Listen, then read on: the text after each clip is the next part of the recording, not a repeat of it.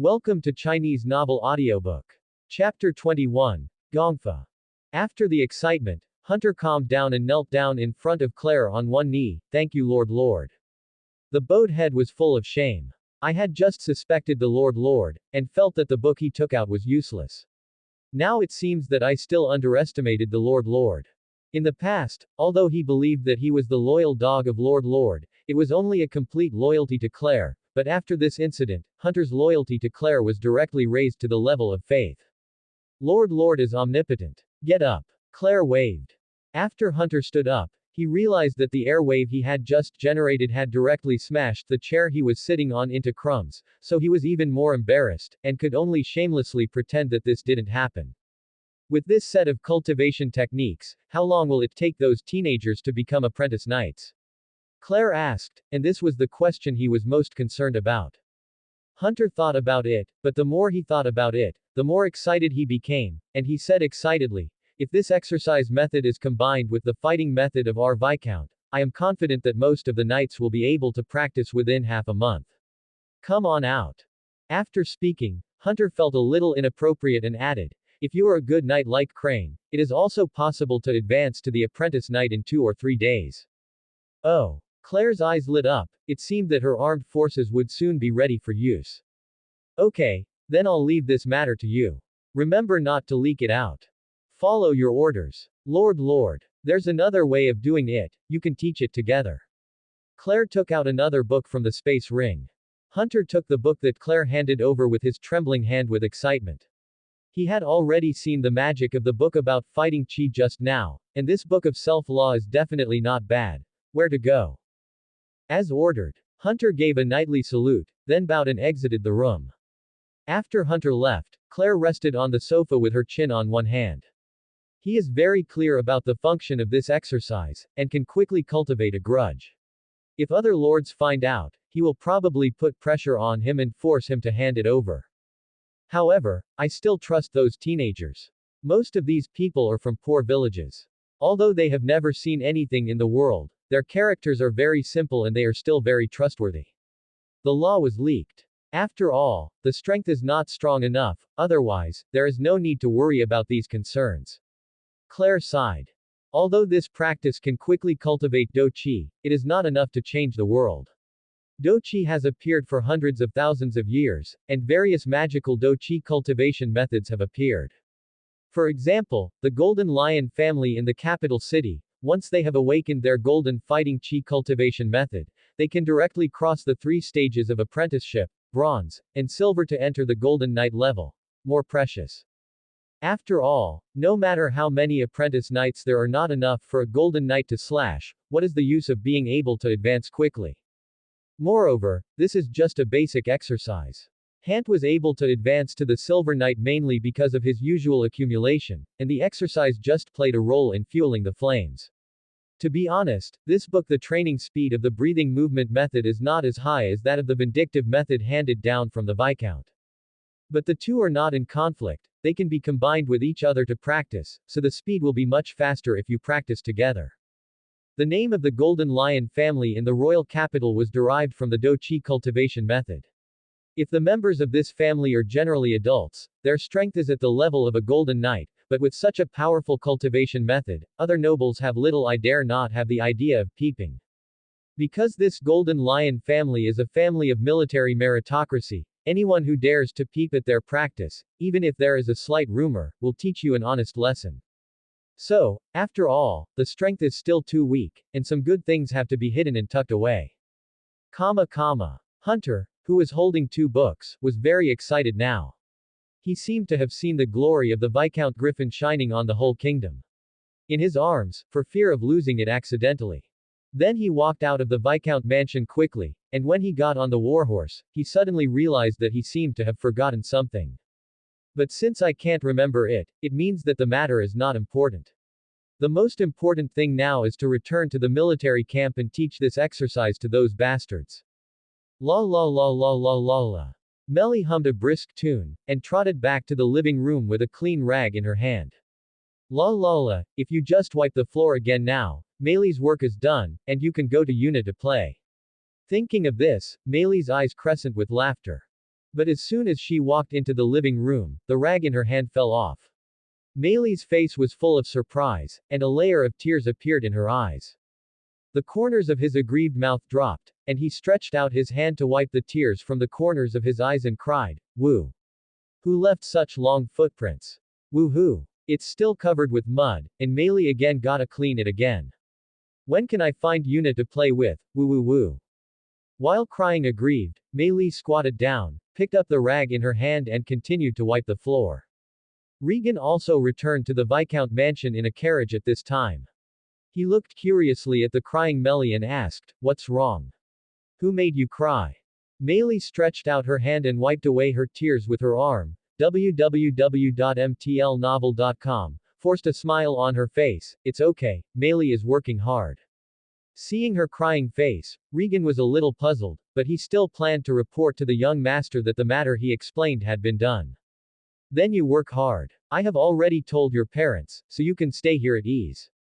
With that said, Regan walked quickly across the living room, leaving another mud mark on the floor. Meili saw that the floor, which had been wiped in half, became dirty again, and the tears she finally took back came out again. Claire nodded, and finally ordered, "Clean up the conference room and change the chair by the way. Hunter just broke one." "Yes, I'll let the maids do it later." Regan replied. "I think I heard a cry just now, do you know what's going on?" Claire asked with a frown. "Go." Near noon, Meili cleaned the floor of the living room and stood with her hips akimbo admiring her victory results. Looking at his victory results, he couldn't help laughing. Hey, Meili is amazing, she can finish all the hard work." But at this time, Yuna happened to be at her busiest time, and she had to prepare Claire's lunch, so Meili could only talk to her behind her, but even so, Meili was happy enough. She followed Yuna's **** and grinned, no longer the grievance she had before. Chapter 22. Show cooking skills. "Master, it's time for lunch," Regan reminded. Only then did Claire come back to her senses from the magic book. The magic in this world is indeed amazing and wonderful, and studying it is not as painful as when she was studying before, of trance. Claire put down the book in her hand and nodded, followed Regan to the restaurant. 5 or 6 dishes of delicate dishes were already placed on the table, and a maid was standing beside her. Claire also saw the end of the line. Looking at the decoration of the restaurant, her eyes are full of curiosity and envy. She came here with Yuna. So he called out to Meili, "Come and have dinner together. If someone eats with him next to him, there may be some appetite." Meili's head shook like a rattle again. "Meili has already eaten, big brother, eat it." Then he glanced at Regan behind Claire. Regan nodded in satisfaction, he still knew the rules. Claire also knew that these maids didn't eat with him, even Regan didn't eat with him, he had already eaten them before he ate. Forget it. Claire picked up the knife and fork and cut the steak in front of her boldly. He secretly said in his heart, "Alas, every day is steak. It's okay to eat it once or twice, but I'm tired of eating it every day." While thinking about it, Claire cut up the meat and slowly put it into her mouth. After chewing a few times, Claire directly patted the knife and fork on the dining table, crack. Yuna on the side was startled. She made all the food on this table. She had tasted it before serving. There was no problem with the taste. "No, I can't eat it anymore." Claire stood up and could eat for a day or two. If she had to eat these things in her whole life, she would die. Sure enough. Lord Viscount thinks the food is not delicious. I am finished, shouldn't I be fired? Yuna stood up in fear and said with a trembling voice, "Lord Viscount, what's not to your taste, I'll make another one." Claire was also stunned. She didn't know where she scared the little maid just now. She quickly said with a smile, "It's okay, you made it delicious. I just suddenly wanted to change my taste." "Then say, I'll make a new copy for you." Yuna said quickly. "I'll do my best. Say whatever you want." Yuna was still trying her best not to be fired. "You can learn, I'll teach you." Yuna. Huh. Regan. Huh. Meili glanced at Yuna and then at Ligan, and said, "Huh. I'll do it first, and you watch the study." Claire repeated. As for cooking, he is still good at cooking, thanks to the fact that in his previous life, his parents were not used to him, and they did not spoil him at all. When his 12-year-old peer was still calling his mother to cook chicken drumsticks, he had already gone to the vegetable market to bargain with the aunts with dozens of dollars in his pockets. Usually, when the adults in the family were not free, he would cook in person. After I came out to live, I had to cook every day when I lived alone, and my cooking skills increased day by day. Maybe this is the main reason why he is not used to the food here. If I have never seen the light, maybe I can endure the darkness. Master. Reagan came out immediately to stop him. Claire reached out and stopped his tirade. Don't persuade me, I've decided. Outside the kitchen, all the maids of the Viscount mansion ran over, leaning on the glass window and looking at Claire inside, chatting and discussing nonstop outside. Reagan, Yuna, Meili and others entered the kitchen. Reagan, as the housekeeper, naturally had to follow. Yuna had to learn how to cook, and Meili. Since no one talked about her anyway, he came in after Yuna's ass. Claire first opened the condiment bottles and tasted them one by one, to determine the properties of the condiments in this world, and to find a matching counterpart. Fortunately, although some seasonings are different, most of them can be matched. Although there are no modern seasonings such as monosodium glutamate and chicken essence, there are basic salt, sugar, vinegar, pepper, etc., but it doesn't seem to be used very often. Most of them are full, and the sugar and salt are the most used. After simply mastering the utensils in the kitchen, Claire began to prepare for cooking. Yuna isn't very at ease with Claire either. In her impression, nobles should not be able to make low-level skills such as food. I hope Lord Viscount doesn't hurt herself later. Meili has no idea, but she is not optimistic about Claire's ability to make delicious food. That's what an adult like her mother can do. How old is the elder brother, and how could he be a man to make delicious food? Garlic. Claire whispered softly, and found the garlic she was looking for among the ingredients. If there was no garlic, her skill would be cut in half. Snapped. The skillful action of patting garlic made Claire feel like she was returning to her previous life. Burn the skin of the meat, put it into a pot and simmer it, remove it for later use, and cut it into small pieces.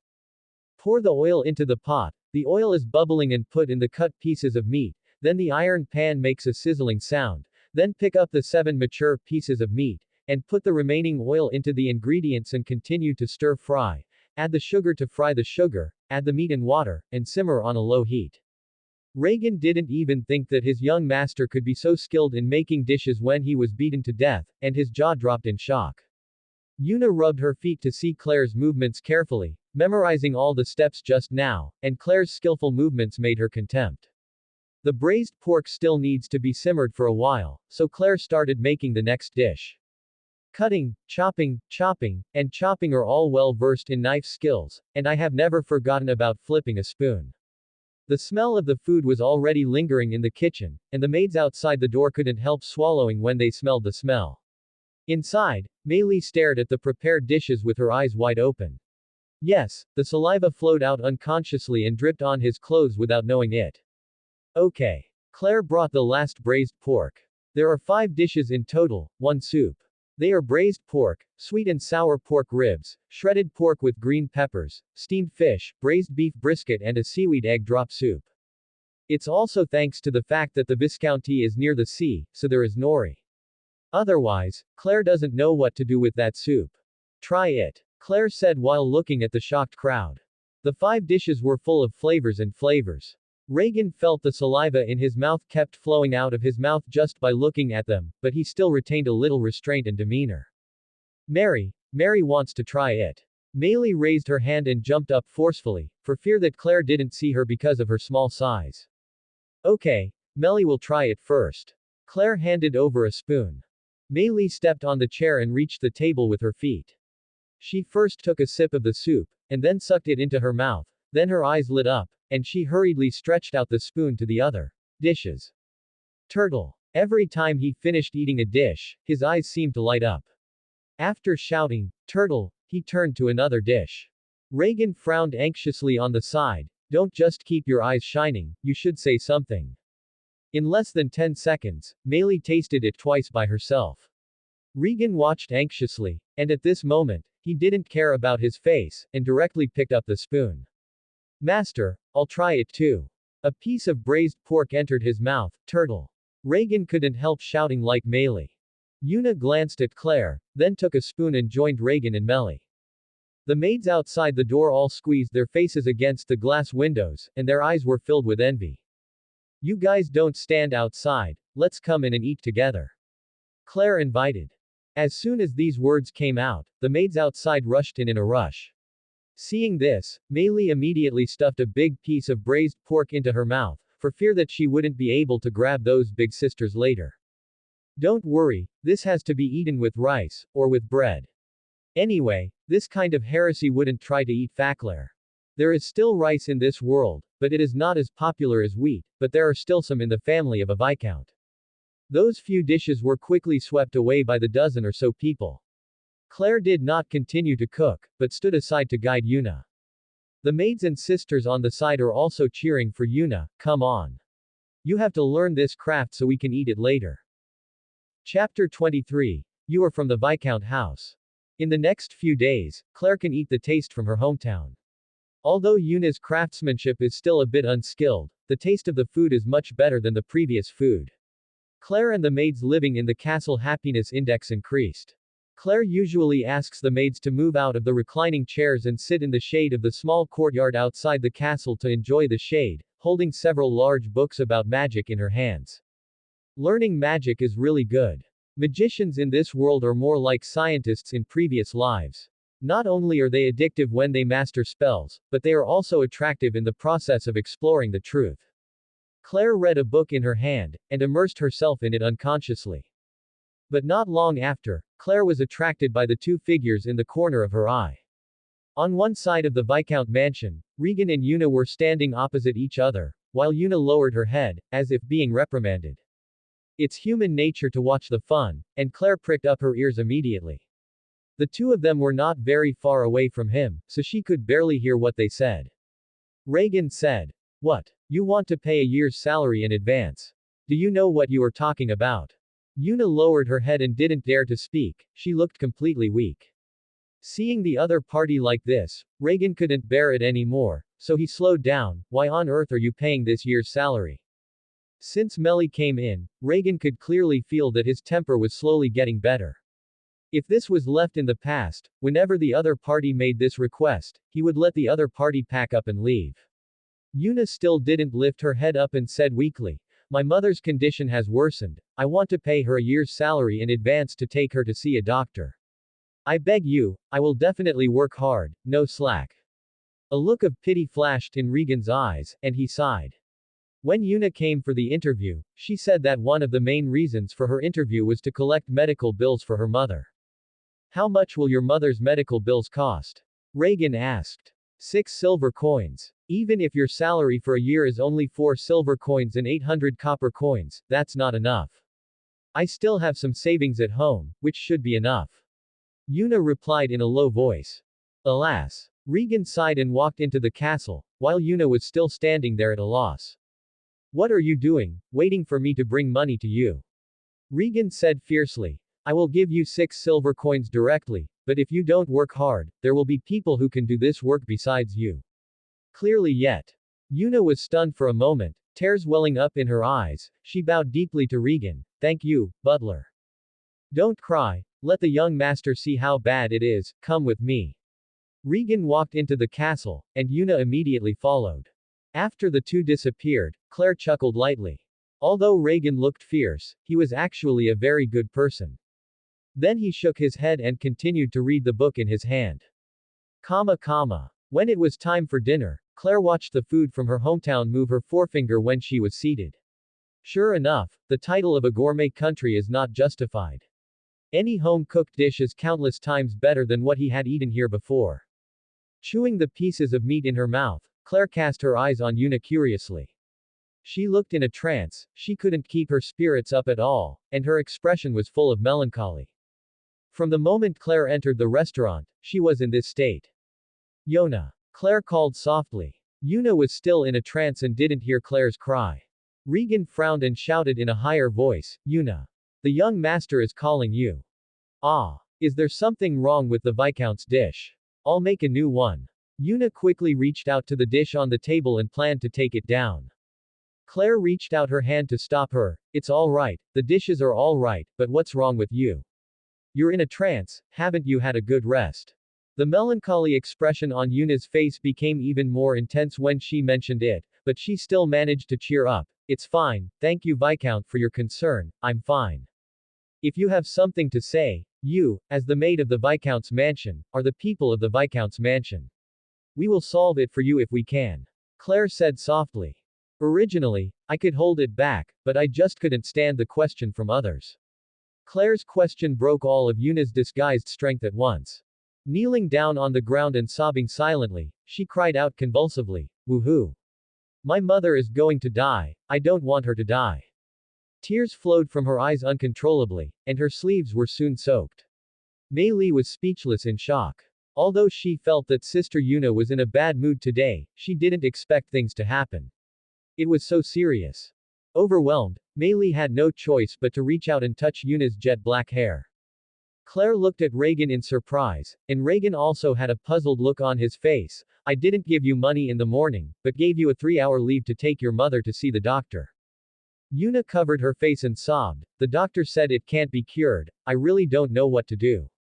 Reagan's eyes flashed a trace of disappointment. He opened his mouth, and said, sorry and change. Hearing Regan's words, Yuna cried even harder, her body twitching. Claire glared at Regan, are you so comforting? Then she walked in front of Yuna, squatted down, and comforted. It's all right, tell me your symptoms, and I may be able to treat them. Yuna's body trembled, and she slowly raised her head to look at Claire, as if a drowning person saw a life-saving straw.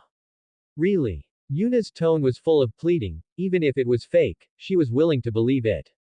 Of course, I'm a magician, and I may be able to cure diseases that doctors can't do.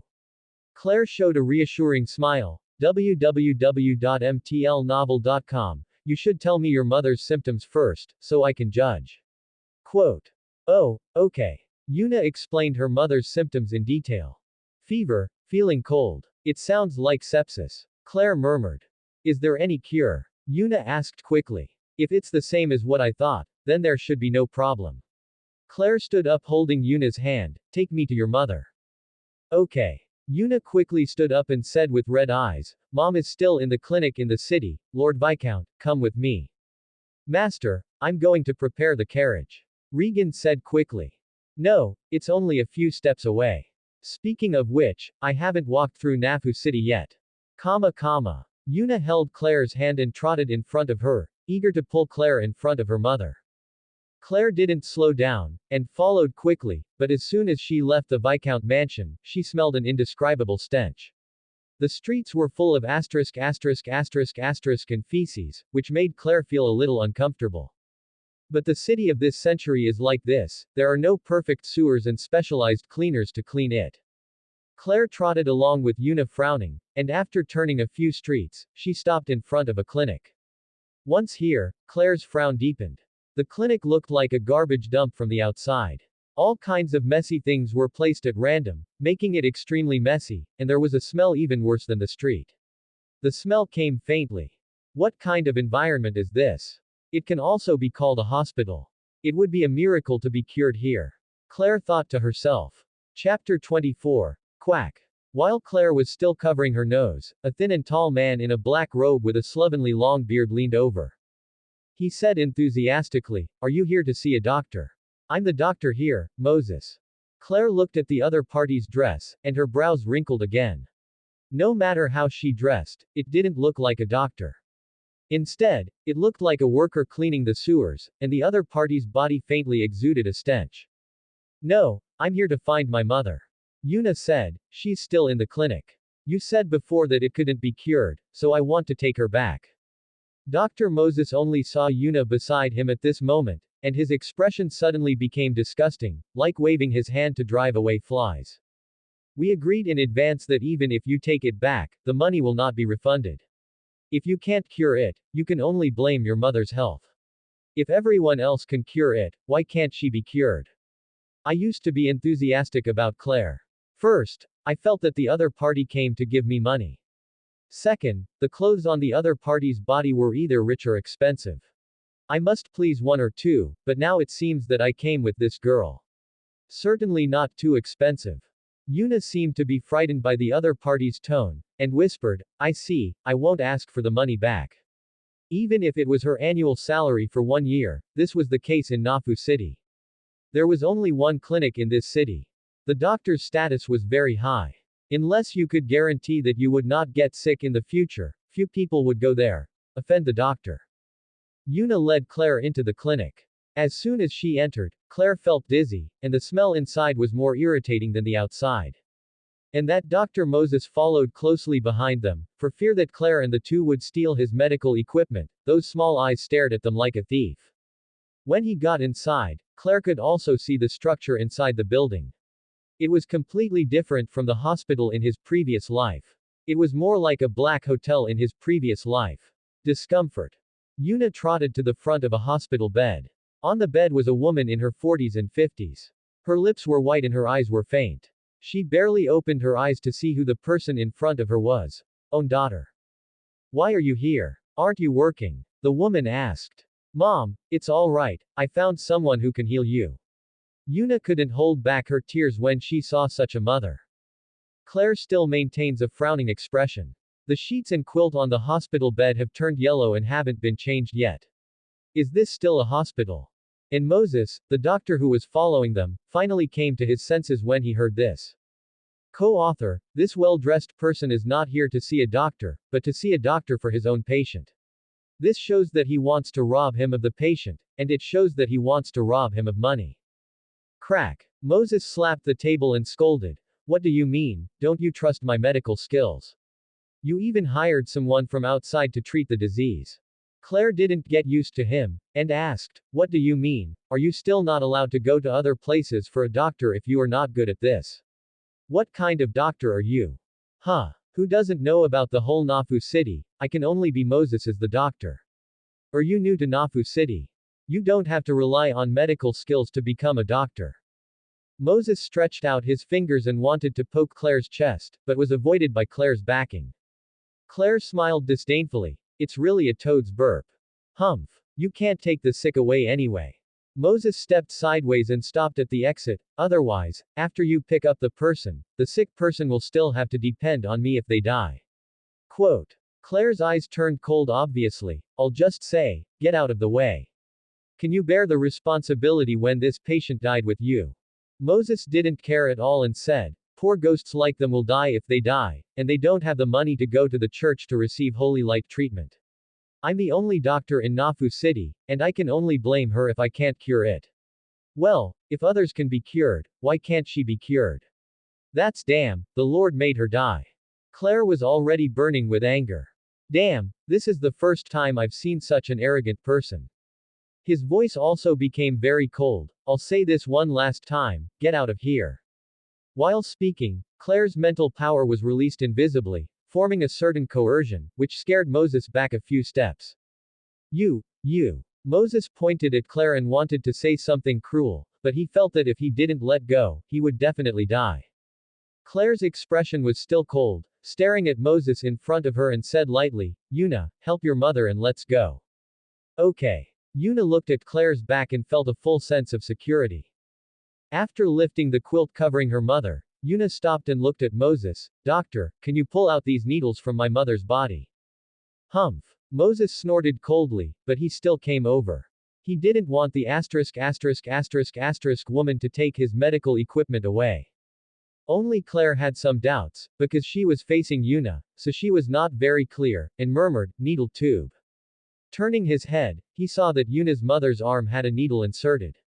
Instead of infusion as he imagined, blood was constantly pouring out of the needle, down the hose and down at the foot of the bed, on an iron bucket. Claire was shocked when she saw this scene. What kind of treatment is this? In the blink of an eye, the needle had been pulled out. Moses took out from a small jar with his hand, and took out a lump of green and yellow smelling stuff, ready to wipe it off the wound. Claire stepped forward and kicked Moses's hand away, asking, what are you doing? What is that thing in your hand? What do you know? This is bloodletting therapy. Now I doubt whether you are a doctor or not. I don't even know about it. Moses also looked annoyed and raised the green and yellow thing in his hand. This is cow dung, it's used to smear wounds, and if you don't understand it, just ignore it. As he said that, he continued to step forward and smear the cow dung on the wound. Claire finally understood now what the stench in the room was. Furious rage rolled in my heart. I'm really, you. I originally thought you were just a quack doctor who loves to make money, but I didn't think you were a who knew nothing but murdered people. Originally, bloodletting was outrageous, and you still rubbed cow dung on the wound, because you thought the infection wasn't fast enough, didn't you? Boom. There was a loud bang in the clinic, and then a slender figure flew out of the clinic. Moses clutched the wound on his chest and wanted to stand up, but before he got up, Claire stepped on his chest again and pressed it back. What do you want? Moses said harshly. You dare to touch me, I think you are impatient. Shish. Be quiet. Claire put a hand on her lips. Let me ask you a question. How many years have you been a doctor in Naft City? I've been a doctor for more than 20 years. Get your feet off quickly, otherwise, you'll feel better. For more than 20 years, how many people have died in your hands? Claire asked with narrowed eyes, with a faint killing intent in her tone. What do you want? Moses became a little frightened. Do you know why I am the only clinic in the entire Nafu city? Do you know who the person behind me is? Hurry up and let me go, you can't afford to provoke me. There are people in Nafu city that I can't afford to provoke. Yes, I should have thought of it too. If there is no one behind you, how can you keep running this lousy clinic? There are magicians in this world who seek the truth, and medical skills are not slow to develop. At least in Claire's memory, there are still excellent doctors in the capital.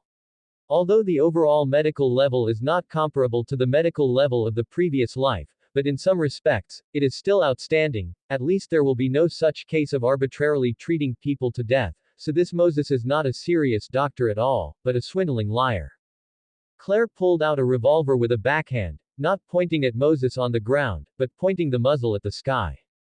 Bang! Bang! Bang! After 3 shots, an unidentified stinky liquid flowed out between Moses's legs, and he said in fear, You can't kill me. I'm behind Baron Eugene.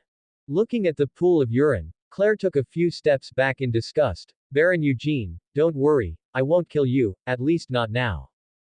Subscribe to Chinese Novel Audiobook YouTube channel Chapter 25, Penicillin. After the shot was fired, less than 3 minutes later, I heard the sound of hooves coming towards us.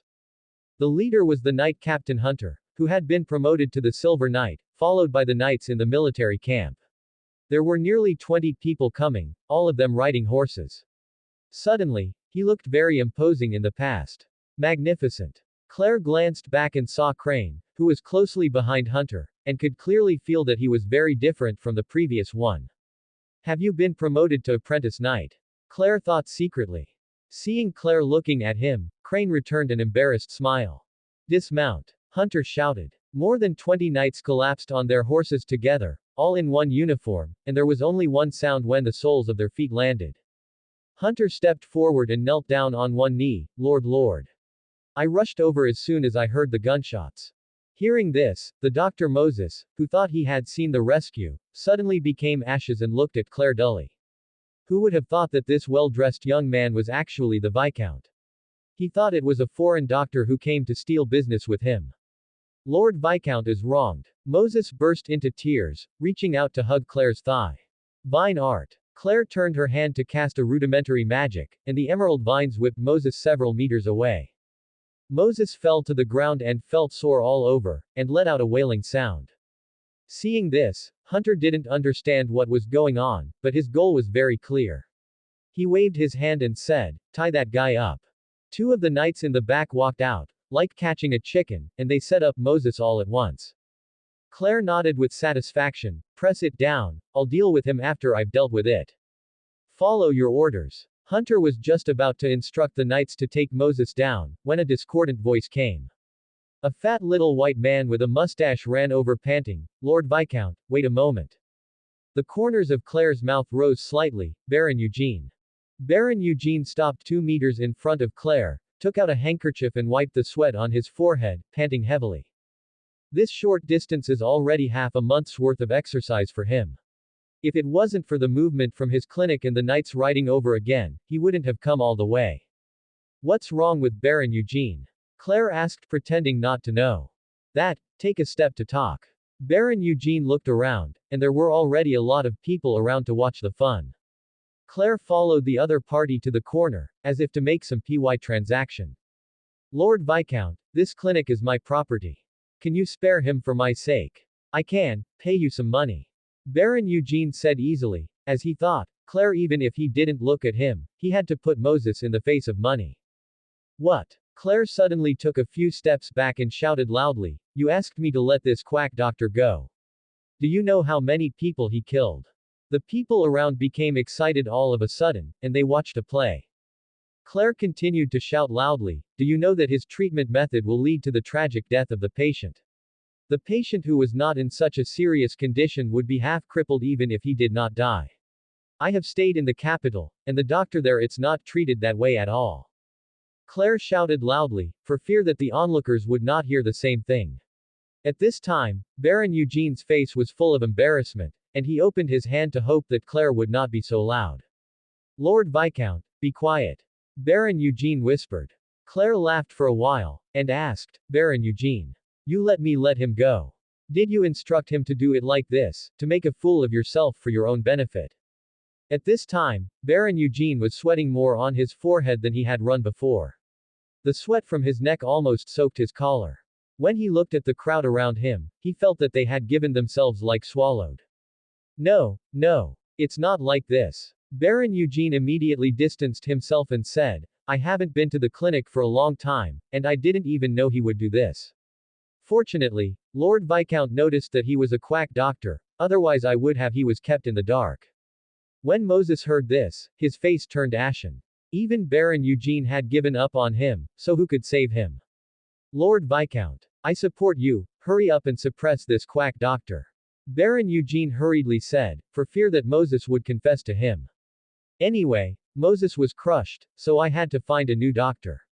It doesn't matter whether he has medical skills or not. Anyway, there is only one clinic in the whole city of Nafu. Those pariahs can't afford the gold coins to go to the church. The priest who performed the healing technique could only come to his own clinic. I knew that Baron Eugene was not that kind of person. It seems that I was the one who blamed you just now. Claire smiled and patted the other person's shoulder in appreciation. Baron Eugene also smiled. He didn't know how many times he had scolded Claire. He was not a fool. He could see that Claire did this on purpose. With a wave of her hand, Claire asked Knight Captain Hunter to lead someone to seal the Black Clinic. Now Eugene became anxious again. Lord Viscount, what are you doing? Seize it, it doesn't fit what a hospital should have at all, and the money that the quack doctor has restrained has to be confiscated. Claire smiled. What? Is there something wrong with Baron Eugene? At this moment, Baron Eugene is about to gnaw his teeth. This clinic is the source of 1/10 of his wealth. How could he be willing to be confiscated like this?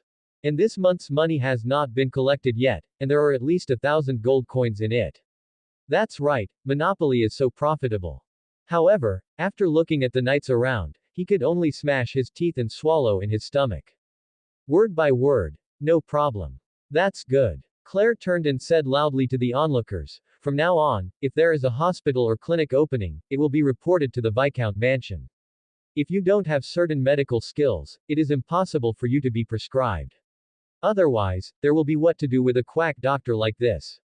Long live the Viscount! Long live the Viscount! The crowd outside raised their arms and shouted, extremely excited. But Baron Eugene listened, but these words seemed to be aimed at him. He could go to other areas of Naft City to open the clinic without this clinic, but Claire's words directly blocked his back path. After sealing it up, a few knights were left to guard here so that no one could destroy it.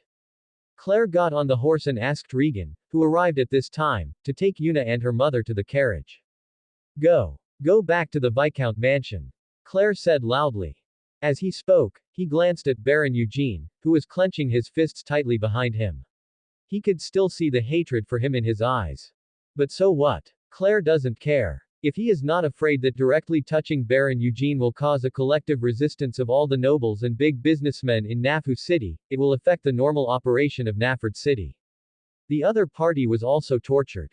The matter of cleaning up the nobles is not urgent, it has to be done slowly. Reading www.uakanshu.com Slowly, like boiling frogs in warm water, before they knew it, they cut off all their minions in Nafu City, and then they could do it. After helping Yuna's mother into a guest room, Claire turned her head and walked into the basement. This kind of disease can't be cured with primary medicines. It is for trauma. When it comes to treating this kind of disease that occurs in the body, the best is the holy light healing technique of the Church of Light. They rely on this healing technique for food, and then there are the other departments of healing magic. But if it's just simple sepsis, there's no need to ask the pastors of those churches to help. As the successor of communism, Claire can't hear those pastors keep saying things like, "Believe in my Lord," in her ears. After entering the basement, Yuna waited anxiously outside. From time to time, she ran to the basement exit to have a look, and then ran back to the hospital bed to see her mother. Half an hour later, Claire came out with a transparent tube of potion. This is the famous penicillin in her previous life. If you don't know, it may be better known by another name, which is often active in anti-Japanese films. Penicillin. It is an antibiotic that can directly destroy the bacterial cell wall. It is very effective in the treatment of sepsis. Although it may be allergic without a skin test, the probability is quite low, almost non-existent. There is also a disadvantage, that is, large-scale use will lead to an increase in the resistance of bacteria, and penicillin is not so effective. This is a lesson in the past life. However, Claire didn't plan to use it on a large scale, she just had to cure Yuna's mother. As soon as the potion went down, Claire gave Yuna a half-day leave to take good care of her mother here. Chapter 26. Announcement. Hunt, how many apprentice knights are there in the barracks now? Claire asked. Hunter said excitedly, "Report Lord, there are already 7 apprentice knights, and 2 knights who were apprentice knights have advanced. Now your knight team has a total of 1 silver, 2 bronze, and 7 apprentices. Knight." Claire nodded with satisfaction. If this goes on, the cavaliers will soon be available. Take them back to training. Follow your orders. Towards the evening, Claire went to the guest room again, intending to see how the penicillin worked. If this were not the magical world, it would take several weeks to refine something like penicillin. But it just so happens that the wizards in the magical world are proficient in refining pharmaceuticals, and Claire is a wizard, so it only took half an hour to develop it. How's it going? Claire asked Yuna, who had been taking care of her. Thank you, Lord Viscount. Yuna bowed deeply and said gratefully, Mom has recovered a lot, and she will recover completely in a few days. That's good. Claire nodded and continued, hand out. Yuna was a little puzzled, but she honestly stretched out her palm. Jingle bells. 6 silver coins fell into Yuna's hands. This is the money that the quack doctor cheated on you, take it back now. Yuna's face was full of surprise, she covered her mouth, she never thought that her 6 silver coins would come back. Lord Viscount, this. It's okay, take it, it's your money. Claire said softly, take care of your mother, I won't bother you. Yuna bowed again to Claire's back, thank you, Lord Viscount. Claire stopped in her footsteps, turned her head and said, call me young master like Reagan in the future. Lord Viscount sounds a little bit lively. An inexplicable blush appeared on Yuna's face, okay, young master. After walking out, Claire called Reagan. Tomorrow morning, go to the city wall and put up another notice. After speaking, Claire glanced at the brightly lit Nafu city outside and muttered, it's time for my people to know their lord.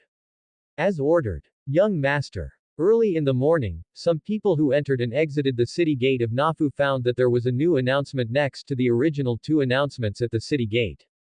So another swarm gathered there, watching the text above and chattering non-stop. What is written on it? You're illiterate and you're still in front of you. You're still ahead of me, are you literate? You can't say that. Although I can't read, I can understand it. Then tell me what's written on it. Do not know. After 3 or 4 minutes, Robin came over. In the past, others pulled him over, but since the new lord came over, his perception of the new lord has improved a lot, so he took the initiative to run over. Let me see if I can read. Uncle Robin is here, let's get out of the way. Someone in the crowd shouted. Robin also quickly squeezed in front of the city wall, wiped the sweat on his forehead, and then put on his glasses and carefully read the new announcement issued above. Uncle Robin, what is written on it? Robin tidied up his words a little. Lord Viscount asked us to wait at the city gate in the afternoon. He wants to execute a prisoner here. Who is it? Someone was puzzled. I know that yesterday, the Viscount took away the Dr. Moses in the west of the city, and he should have been executed. Someone worried. Why? Why should the doctor be executed? If there is no doctor in Nafu City, what should we do? Robin quickly explained. Don't worry, everyone, it's written on the bulletin above, that the doctor won't treat the disease at all, that's why the Viscount wants to execute him. Is this true? I went to his place before to have blood drawn. It's so shocking that Dr. Moses doesn't know how to heal. Because Claire had previously promulgated the tax cut decree, these people's favor with him has risen sharply, so they also believe the words in the announcement. I'll find out in the afternoon. I'll come and take a look at that time. I'll come and have a look too. Before the afternoon came, more than 10 knights had already arrived at noon and built a wooden platform at the gate of the city. After everyone saw it, they also gathered around one after another. Originally, there were not too many entertainment projects in Nafu City, and the big things that happened were very attractive, not to mention the announcements made by the Viscount himself. Before the specified time, more and more people gathered below. The platform was crowded with people, and people kept coming from other places. Robin also arrived at the scene early, following the crowd waiting eagerly below. When the time written on the announcement arrived, a gorgeous carriage slowly drove out of the city gate from the city and stopped beside the wooden platform, and the knights also surrounded it. Everyone also knows that this is Lord Viscount coming. Speaking of which, Lord Viscount has been here for almost half a month, and they haven't seen what Lord Viscount looks like with their own eyes. All of them are swaying their feet to see what their lord looks like. Is it as good looking as the rumored, extraordinary temperament? How many people are here? Claire asked while sitting in the carriage. Master, most of the citizens in Nafu City have come here, and some villagers in the nearby villages have also rushed over. Claire opened the curtains and looked out. It was dark and cloudy outside. It looked like a scene from a concert in a previous life. Did Moses bring it here? The Knight Captain Hunter has already overwhelmed him. Okay. Claire nodded lightly and stepped out of the carriage. The people below also finally saw the appearance of their lord, and immediately became excited. It turns out that the Viscount is really only in his teens. It looks like he is not as old as my son. That doesn't affect the image of the Viscount in my heart at all. Long live the Viscount. Yes. The Viscount has cut so many taxes that everyone in my family can have enough to eat. Long live the Viscount. Long live the Viscount. Claire, who had just stepped onto the wooden platform, was a little surprised. Although he could imagine that he would be welcomed, www.mtlnovel.com, he did not expect it to be so popular. The people below all have the signs of those brains from previous lives. Claire squeezed her hand and signaled the people below to calm down, waiting for them to calm down. Claire applied a primary magic amplification technique to herself so that everyone below could hear what he said. Cough, I am your new lord. As soon as Claire spoke, the people below became excited again. Long live the Lord. Long live the Viscount. May your reputation resound throughout the continent, and may your good deeds be known to the world. May the Lord protect you forever. Claire didn't know whether to laugh or cry, and squeezed her hands again, making everyone quiet down again. I'm here this time because I have something to do. Let's be quiet for a while. Saying that, Claire waved his hand, and the knights below pressed the Dr. Moses up. His hands and feet were still in handcuffs and shackles. He couldn't move at all. And proud. Today, I gathered everyone here mainly to judge this person. Speaking of which, Clay paused for a while and looked at the reaction below. Isn't this the Dr. Moses in the west of the city? I've seen him. He is the only doctor in Nafu. What happened? He will be detained by the Viscount. I don't know, but the Viscount said he was a quack doctor, so he must be a quack doctor. This is Claire's little fanboy. He is the only doctor in Nafu City. Everyone has to seek him for treatment when they are sick. Some people were still puzzled. Don't talk nonsense, just listen to what the Viscount has to say. Chapter 27. Would you like to? When the people below stopped talking, Claire cleared her throat. Maybe many people don't know why I called you here, but you must know this chained man. He is the only doctor in Nafu City. Oh no, he can't be called a doctor at all. Quote. I came from the capital, and naturally I have seen many doctors. Although they don't have holy light healing magic like the church, their medical methods can also help people get rid of diseases, cure them, and restore people to health. Claire pointed to Moses's head and said, and he has no medical skills at all. But such a person without medical skills became the only doctor in Nafu City. Do you know what his treatment method is? Bloodletting treatment, although there is a certain scientific basis for this, but he thinks that all diseases can be cured by bloodletting, and every patient who goes to the clinic will first receive 6 silver coins, and then give you bloodletting. Having said this, the following people started talking again. Indeed, my mother was bled when she went there. That's right, my brother also bleed a lot of blood when he went there. After returning home, he was always weak, and he couldn't be cured in the end. Claire continued, bloodletting treatment is only basic therapy. If you still have money, he will continue to trick you into making you carry out the next treatment, such as water enema, scalding the scalp with a soldering iron, induce vomiting, amputation, etc. And will also treat your wounds. Smearing feces, you must know that this will cause the wound to be infected by bacteria and worsen the injury. Of course he also knows that, but if the injury does not worsen, how can the next treatment be carried out and more money will be charged? The result of this is often lead to the death of the patient. Suddenly Claire's tone became agitated. He is the only doctor in the entire Nafu city, and his treatment methods will only aggravate the patient's injury. Maybe some young people have strong physique, but after so many years, how many lives must have died in his hands? Claire is not pretending, but anger from the heart. If you are really a doctor, it is okay to make a high price, but you are not good at any medical skills, and it will also cause the patient's injury to aggravate and lose his life. It's not an exaggeration to be shot twice for this kind of man-eating manto. Is this true? A teenager suddenly knelt on the ground with a face full of disbelief, covered his face and wept. I finally managed to gather the money to send my mother to see a doctor, but I didn't expect that I would push her to with my own hands. Me too. Originally, my brother was just a little dizzy. After returning from the clinic, the wound deteriorated and became pus, and he died immediately. I thought he was unlucky, so that's the case. The other person also held his head and said in despair.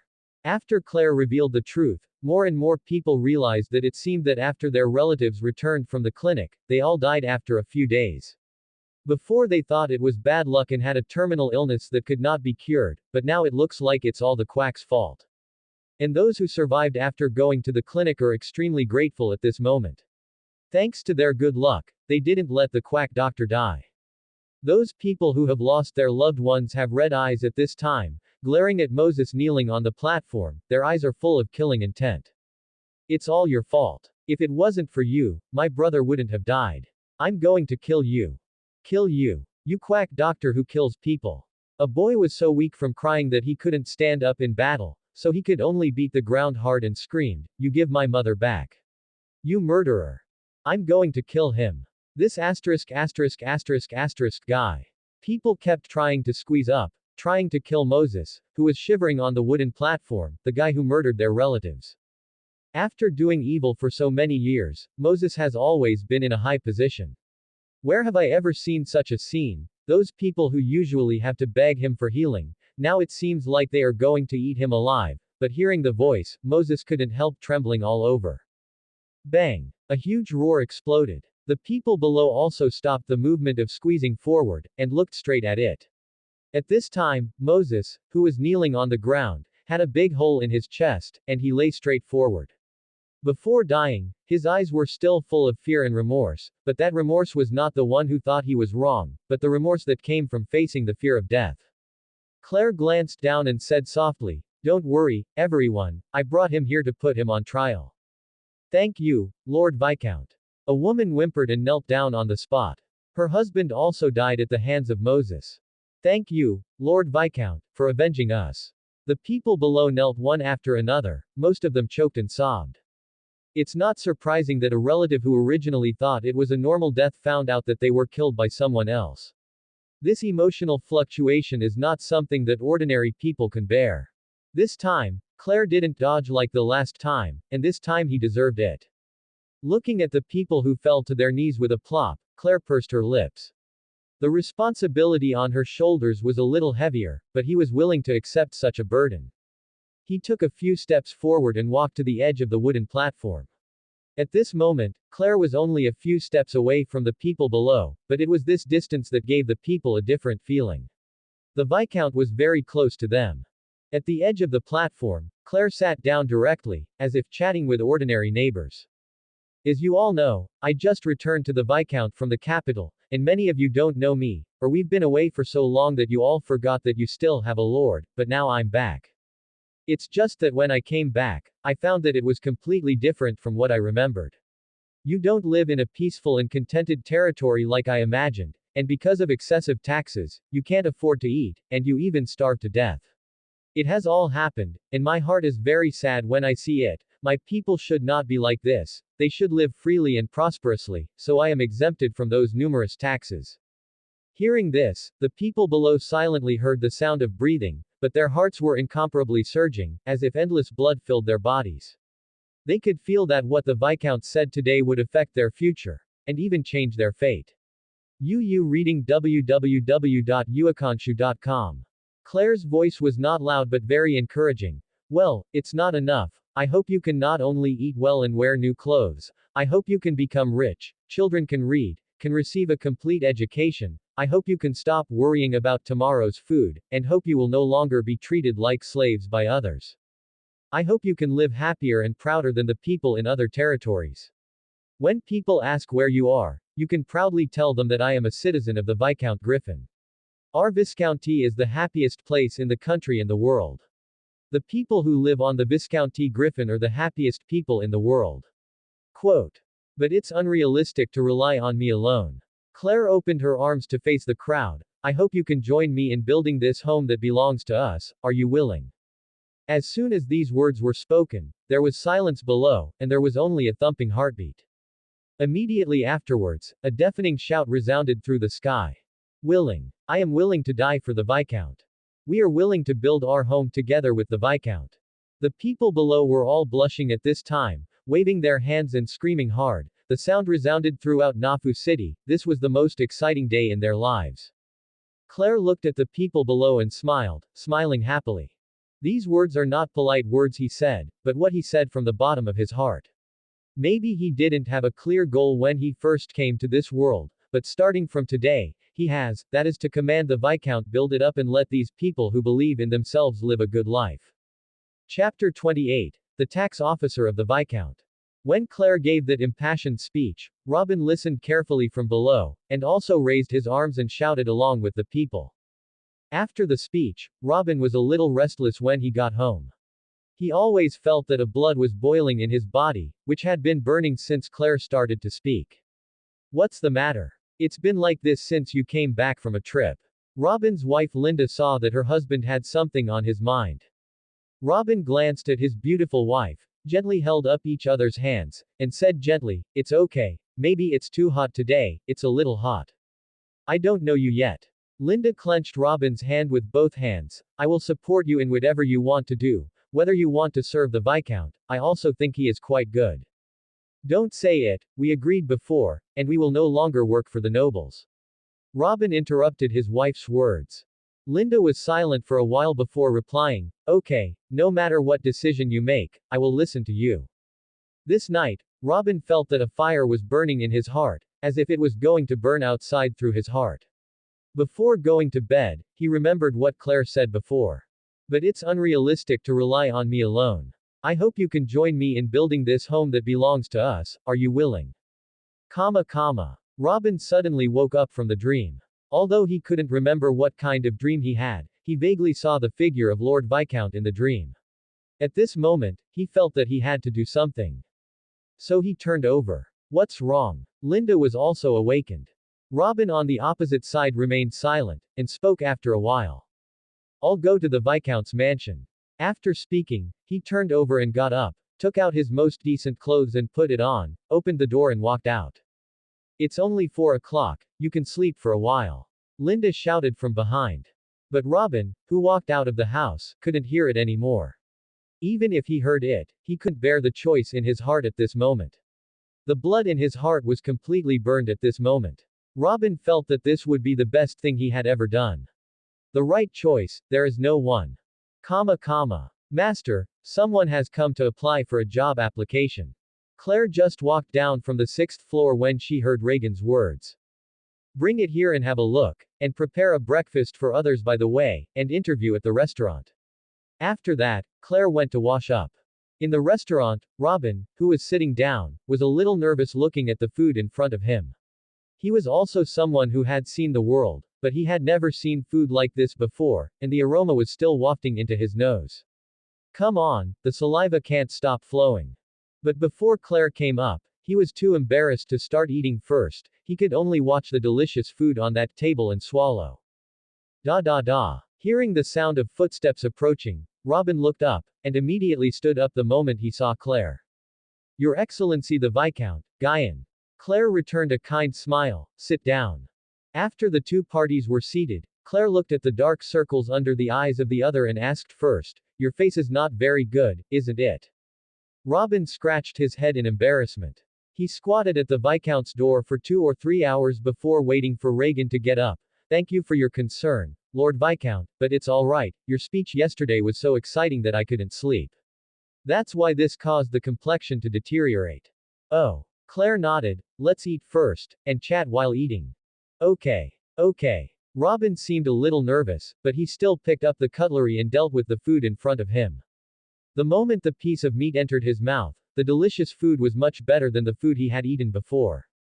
After hurriedly stuffing several pieces of meat into his mouth, Robin finally remembered his purpose for coming here. He straightened his body and said with a serious face, Lord Viscount, I'm here to apply for the post of clerk in the announcement you issued earlier. Well, do you all meet the above recruitment requirements? Claire asked. Of course, I can read, and not only can do arithmetic, but I have also worked as an accountant before, which should be able to meet the needs of the Viscount's clerk. Accounting. Claire's eyes lit up. He didn't expect that there was such a talented person in Nafu City. However, he didn't rush to agree, but instead asked, since you meet the recruitment requirements of the document, why don't you come for an interview when I just issued the recruitment document? Robin was silent for a while, reluctant to speak. It's okay, I'll just ask casually, it's okay not to say it, Claire said. No, it's just that it's not easy to speak. Robin explained. I used to be an accountant in the Earl of Riggin. To be honest, our family lived there very well at that time, not to mention Ginny. Jade food is much better than most people. However, Earl Riggin has repeatedly issued decrees and demanded taxation, and many people in the territory have died tragically. I couldn't bear it, so I resigned from the position there. I came here after wandering all the way. From then on, I swore that even if I starved to death, I would never serve any nobles again. Then why did you suddenly change your mind? I'm also a noble in your mouth. Lord Viscount, you are different. Robin's eyes lit up at the moment. The first thing you did when you came back was tax reduction and exemption. I was moved at the time, but I remembered the oath I made, so I didn't come at that time. Yes, but your speech yesterday really struck my heart with every sentence. You said that it was unrealistic to rely on you alone and that you needed our help, and you asked if we would like to help you. I have thought about it for a long time, and indeed, as you said, it is very difficult to rely on you alone. So I am willing to be your help, as you said yesterday, to build our home together. Quote. Aren't you afraid that I'm just a nobleman who can only tell lies? Claire squinted and smiled. Robin became excited. No, those nobles who are high above are too lazy to lie to the people, but you are different. After you returned to the Viscounty, everyone's life has indeed improved. I am Yuna's neighbor. I also heard from her when you weren't here just now, that you helped her heal her mother, and all these actions show that you are a real good lord who loves his people like his son. Claire smiled, stood up, walked in front of Robin, and stretched out her right hand. Robin was dazed for a moment, and he also stretched out his right hand and shook it. Claire said softly, then, you are welcome to join us. Now I appoint you as the tax officer of the Viscount Griffin. Robin was excited when he heard this. He originally wanted to help Claire as a help, but he didn't expect to become a tax officer. Although he was shocked, he subconsciously knelt down and said, thank you, Lord Viscount. Claire smiled. www.mtlnovel.com turned her head to look at Regan, and said with a smile, "In this way, don't you have the manpower? He'll leave it to you, it's time to investigate that administrator." Saying that, a red light flashed in Claire's eyes. "Check out how much money he's embezzling. At night, it had been 5 days since the last transaction. Claire was lying on the reclining chair on the top floor as usual, looking at the blue moon through the glass window.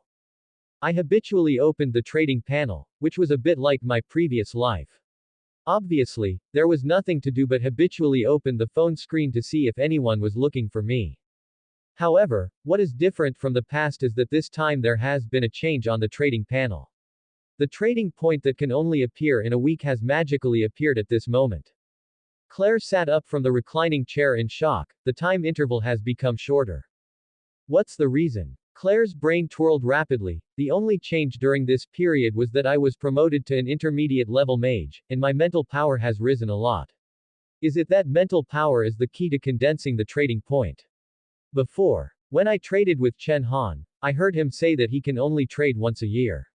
So it may be because his mental strength is not strong enough that the interval is so long. After thinking about it, Claire still can't decide whether his idea is correct or not. After all, there is too little information, but it is a good thing that the time interval for obtaining transaction points is shortened. Claire didn't make the transaction immediately. Anyway, the time was shortened, and he didn't have any urgent need for a transaction at the moment, so he should wait until the next time and save 2 transaction points. Friend.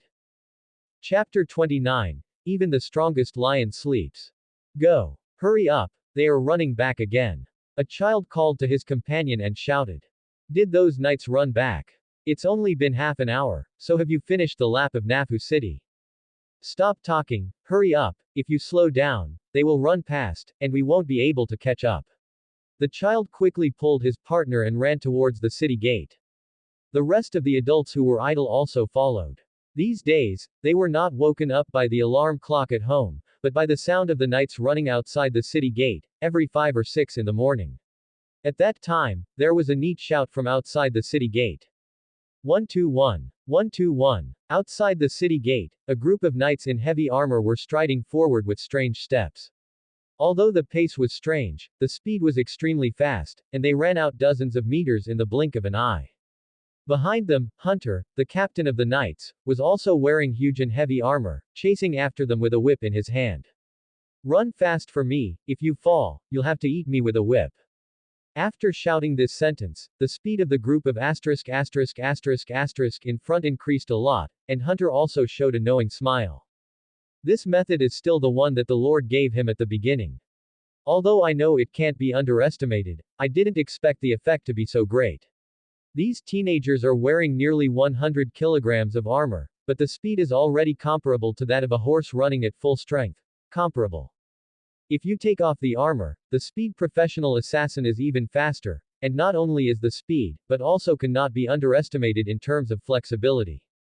Hunter licked his lips, looked at the young men who were running hard in front of him, and suddenly accelerated to catch up. With a flick of the whip, it left a few streaks of extreme pain in front of the people behind, but it did not leave a scar of wounds. Then he stepped back and advanced backwards, suddenly rushed to the front of the team, and shouted loudly, "Take a good look. I can run backwards faster than you, so give me more energy to continue running." The teenagers said in unison, "Yes." Only then did Hunter nodded with satisfaction, thinking to himself, I have to stay up all night to practice this exercise every day, otherwise I won't be able to catch up with you bastards. The teenagers who were chased by Hunter with the whip did not have any complaints in their hearts. Most of them were originally from the village, not like the children of rich and noble families, and this was their dream, and it was too late to rush. How can you be disgusted? Moreover, the captain also told them that the 2 cultivation methods they practiced were specially researched by the Lord and given to them to practice. There is no such kind of cultivation method in other places. It is a cultivation method that allows people to quickly cultivate do qi, and a movement method that increases speed and flexibility. This made them feel extremely proud and honored in their hearts.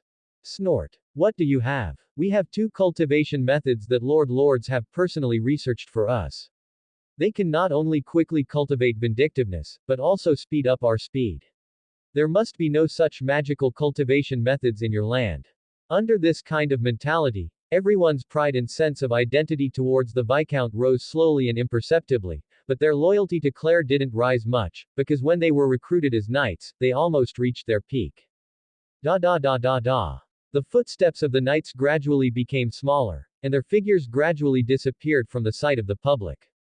Damn, we ran past again, so fast, they can run so fast in such heavy armor. A child lost his excitement in an instant. I envy them so much, I will become a knight like them in the future. Huh, you can't do it, I can become a knight like them. I can do it. You can't. Obviously I can do it. You can't. Then let's fight. Come on. The two children scuffled together with wooden sticks, but they were soon beaten to tears by their mother who had arrived. Ooh. Let's fight again when my mom is gone. It's a word. Woohoo. Another child also reached out and wiped away tears.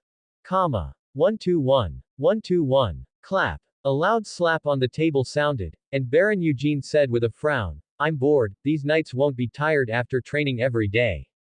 HMPH, I think he's warning us. Lord Wilbur said coldly. He's not just warning us, the little things are starting to move. A lord and aristocrat sitting opposite the sofa also said.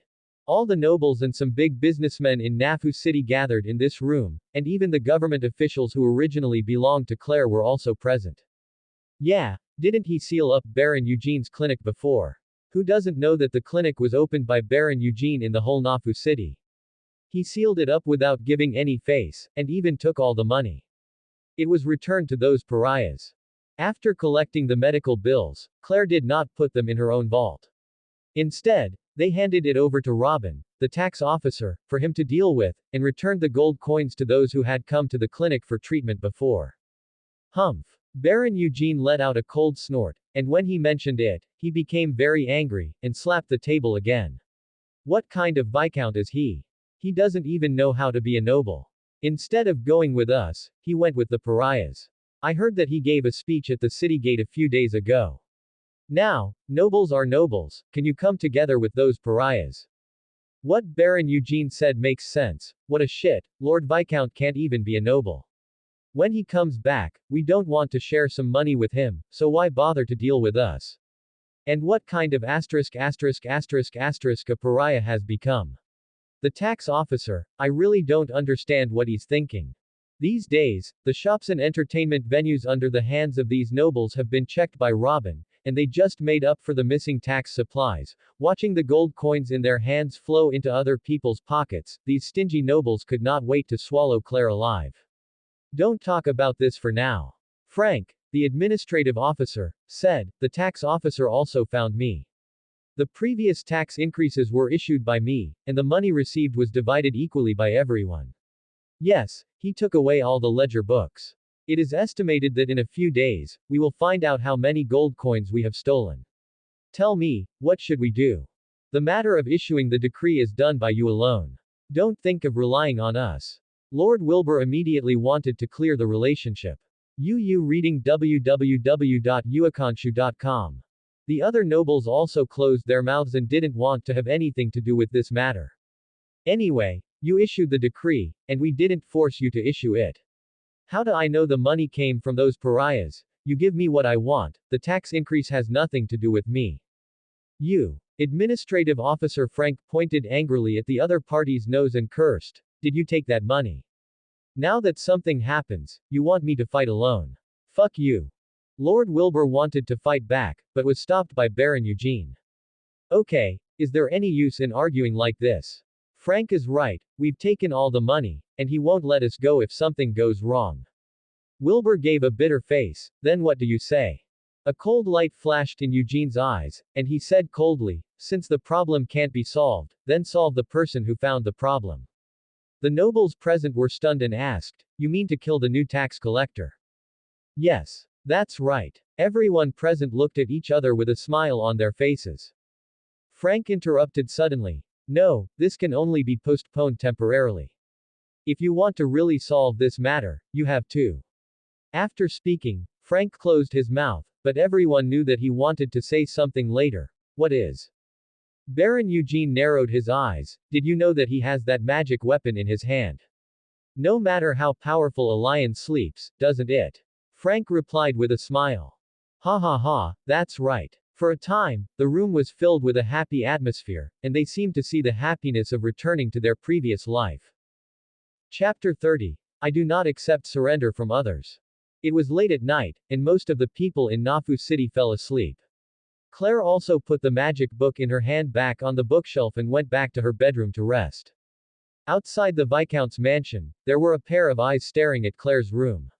It was nearly an hour after the lights went out before he made a move, deftly jumping over the walls of the Viscount's mansion. He walked close to the castle wall, then climbed up on the outer wall like a gecko, quietly climbed from the ground on the first floor to the outside of Claire's bedroom on the sixth floor, but the other party did not rush to open the window. Instead, he attached his ear to the window, and after confirming that he heard an even breathing sound, he knocked the lock on the window with his toothpick, like a dexterous cat slipping into Claire's bedroom without making a sound. Pressing her body, she sneaked to the side of the bed and glanced at Claire, who was actually sleeping. Then she slowly took out a dagger from her arms and slowly pulled out the scabbard. Looking at Claire, who was still sleeping, the assassin chuckled inwardly. Huh, these 500 gold coins are so easy to obtain. Wow. The dagger pierced the air and struck Claire's head at a very fast speed. Crack. A muffled sound came out. The assassin's eyes widened, his wrist was actually grabbed by the other's hand. Claire looked at the other party and chuckled. Don't you ask about my strength before you come to assassinate me. She is a magician, and she is also an intermediate level magician. Even when she is sleeping, her mental power will spread out invisibly. The moment the other party enters her room, Claire already knows the other party's existence. Go to hell. The assassin shouted, and put his other hand up, increasing the strength in his hand, trying to use brute force to stab the dagger into Claire's eyes. However, the dagger that was caught by the opponent remained motionless, showing no sign of advancing. How could that be? The assassin's tone was full of disbelief. He knew that the target of the assassination was a magician, but how could a magician's power be stronger than that of an assassin who specializes in fighting qi? It's nothing strange. Claire slapped the other hand back on the bed, and his body rose into the air.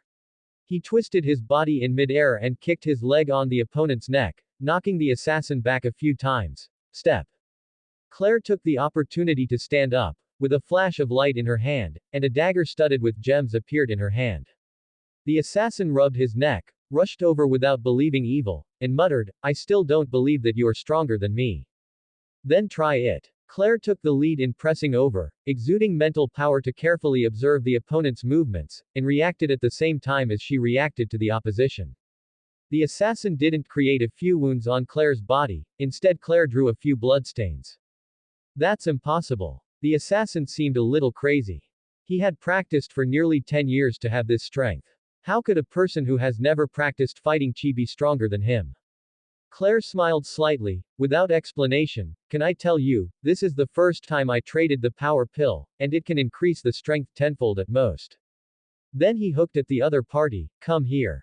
Wait for me. The assassin roared angrily, and then a reddish aura emerged from his body, and his aura more than doubled. Bronze level. Claire secretly said in his heart, he was a bronze level assassin who could show his vindictiveness. So I simply put away the fighting stance. If the opponent uses Do Qi, his strength will definitely double. Even if he eats that powerful pill to fight melee'ly, he will definitely not be the opponent's opponent. Although he is a mage, he is not. Gandalf. Go to hell. The assassin on the opposite side shouted, and threw the dagger in his hand with force. The sharp point of the knife was facing Claire's forehead, and then his body quickly pulled away from Claire. He learned the target from the intelligence. There is also a long-range magic weapon in hand, so it must be close to the opponent so that it cannot be used. Claire stood without any intention of dodging, and quickly recited a series of obscure incantations. Wind shield. A transparent and mysterious shield appeared in front of Claire, blocked the dagger, and dropped to the ground with a crisp sound. There was a flash of surprise in the assassin's eyes, but he quickly took out another dagger from his arms, raised it high and stabbed at Claire. Wind wall. With a wave of Claire's hand, a transparent and manic wind wall appeared in front of him. He pushed his hand forward gently, and the wind wall rushed out quickly, sending the assassin who was still in the air flying out and slammed into the ground violently. On the wall. Claire moved her wrists a bit. She was an intermediate-level magician anyway. It's almost the same as a silver-level assassin. What does it mean to send a bronze-level assassin to assassinate her, look down on herself? The assassin couldn't help groaning when he felt the severe pain coming from his back, and he stood up despite the severe pain. Wind blade. Another sound of breaking wind came over, and the next second he felt a sharp pain in his right wrist, and the dagger in his hand shook out subconsciously. Stop. I'm willing to surrender. The assassin begged for mercy, but his left hand reached behind his back, trying to give Claire a fatal blow when he let down his guard. Claire really stopped what he was doing. The assassin was overjoyed, and it really worked again. He used this method to kill a lot of people before. But in the next second, Claire said, "Sorry, I never accept the surrender of others, especially the surrender of someone like you who can fight back." The assassin's eyes narrowed slightly, and he suddenly raised his head to look at Claire, who was less than 10 meters away from him. Could such a child really be able to say such a thing? Claire looked at each other and returned a friendly smile, or stabbing. It stabbed. The sharp thorn protruded from the brick board, piercing the assassin's feet horizontally and vertically. The blood was blurred, and blood continuously flowed from the 2 legs to the floor along the trousers, and the assassin who had finally stood up also plopped, fell to his knees on the ground. Hurricane. Wait a minute. The assassin stretched out his hand towards Claire weakly and said. But Claire's magic has been solidified, and she slapped at the void, and a hurricane immediately appeared on the opposite side, which swept the kneeling assassin into the air, and then seemed to have an inexplicable force. It was like slapping him from midair to the wall on the left. Snapped. The assassin fell to the ground. At this time, he was no longer human, but he was barely alive. Seeing that the other party didn't even have the ability to move, Claire slowly came over and apologized. "I'm sorry, I didn't hear it because the wind was too loud just now," you continue to say. The assassin almost died of anger. "Let me go, I'll tell you who's behind the scenes." Claire was a little surprised. According to the rules of your assassin's line, shouldn't the customer's information be more important than your own life? I don't have an organization, so it's okay to leak the secret. The assassin said weakly. When Frank, the administrative officer, didn't look for an organized and famous assassin, otherwise, to assassinate a viscount like Claire, even a viscount whose territory has been defeated to such an extent, would have to start with 3,000 gold coins. At this moment, Reagan's anxious voice came from outside the door. "Master. Are you all right?" Claire's battle with the opponent was a long story, but it didn't take more than a minute in total, so it was not too late for Reagan to come. The door was pushed open by Reagan, and when he saw the bedroom that was turned into a utility room, Reagan almost didn't feel his heart out, but fortunately he soon saw the young master's figure still standing, and the one who fell to the ground was for people he didn't know. Reagan let go of his dangling heart. But what followed was a moment of fear. His young master, the heir of the Griffin family, was assassinated in his own Viscount mansion. The person behind this plan must accept the cruelest punishment in the world. "I'm fine," Claire replied. The assassin who fell to the ground continued to plead to Claire. "Really, as long as you let me go, I will give up the person who ordered me." Claire smiled directly. "Even if you don't tell me, I know who did it." The assassin was stunned for a moment, so. Boom. Gunshots sounded in the room. Blood splattered all over Claire, and then, Claire walked to the window and fired 5 shots at the sky with a pistol in hand. Bang! Bang! Bang! After firing the gun, Claire turned around. The faint blue moonlight just shone on his body, which formed a clear contrast with the bloodstains on his body, especially the smile on his face and the fresh blood that had not been wiped away. The visual impact is great. Reagan was stunned. He had never seen such an imposing young master before. "Reagan!" Claire shouted, and Reagan came back to his senses. "Master! Go and issue an announcement. I was assassinated by an assassin at night and suffered no harm, but the assassin escaped. I hope the people in Nafu City will be vigilant." Reagan glanced at the dead assassin's corpse on the ground, and he didn't ask any further questions. He replied, "Yes, young master." Claire waved. "Nothing else, go back and rest." As ordered. Young master. Reagan was a qualified housekeeper and knew when to speak and when to shut up. After Reagan stepped back, Claire reached out and touched his cheek, rubbed the blood on his hand in front of his eyes, and then looked out the window at the city of Nafu. He murmured. I originally wanted to take it slow, but I didn't expect that I was wrong. You are more anxious than me. Since you are not afraid of death, then come. Subscribe to Chinese Novel Audiobook YouTube channel Chapter 31, Drinking Wine and Hugging the Maid. This night, none of the nobles in Nafu City could sleep. The 5 gunshots seemed to hit their hearts, causing them to sleepless and terrified all night. They didn't breathe a sigh of relief until the next morning when a notice was posted outside the city. The assassins escaped, which means they were not exposed, fortunately. Run as far as you can, and be back forever. Useless things, assassinating individuals can't do well. After learning that they had not been exposed, those nobles breathed a sigh of relief, and ordered their servants to prepare gifts and go to condolence to the Viscount who was assassinated yesterday. Of course, the main purpose is to find out if Claire has any suspicions about them.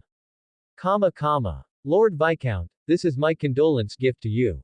It's too thrilling. The Viscount's mansion was actually sneaked into by an assassin. Baron Eugene pretended to be frightened and said. Claire glanced at the gift that was handed over. It was worth several hundred gold coins. If it wasn't for a guilty conscience, who would send such an expensive gift to condolences?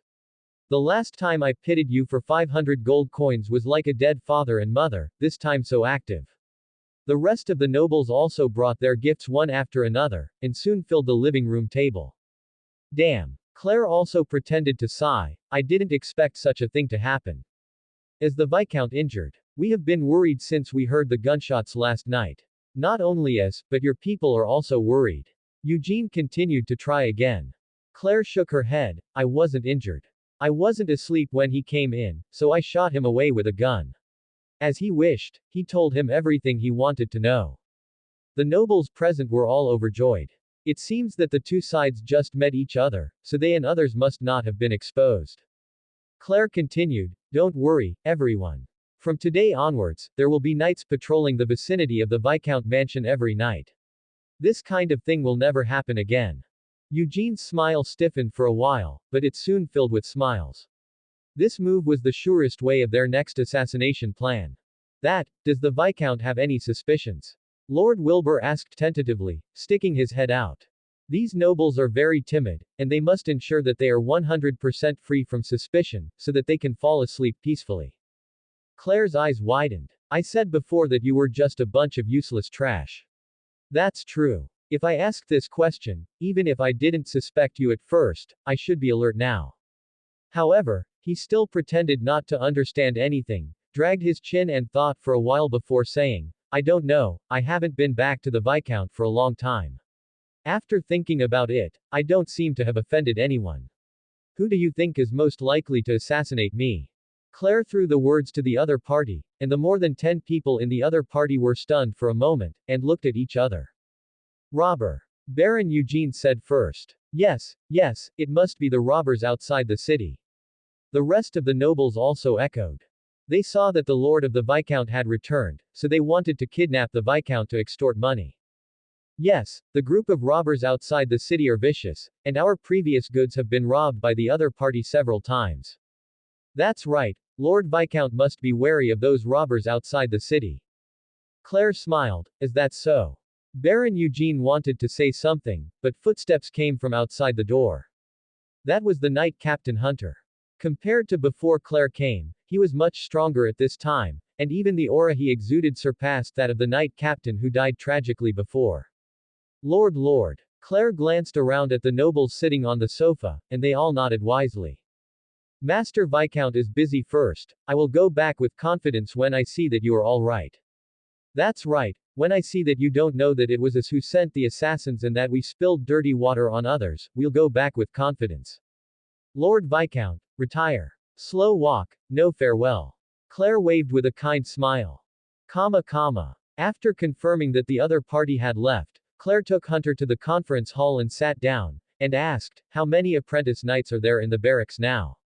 Reporting, Lord Viscount, there are now a total of 31 apprentice knights, 3 bronze knights, and 1 silver knight of mine in the barracks.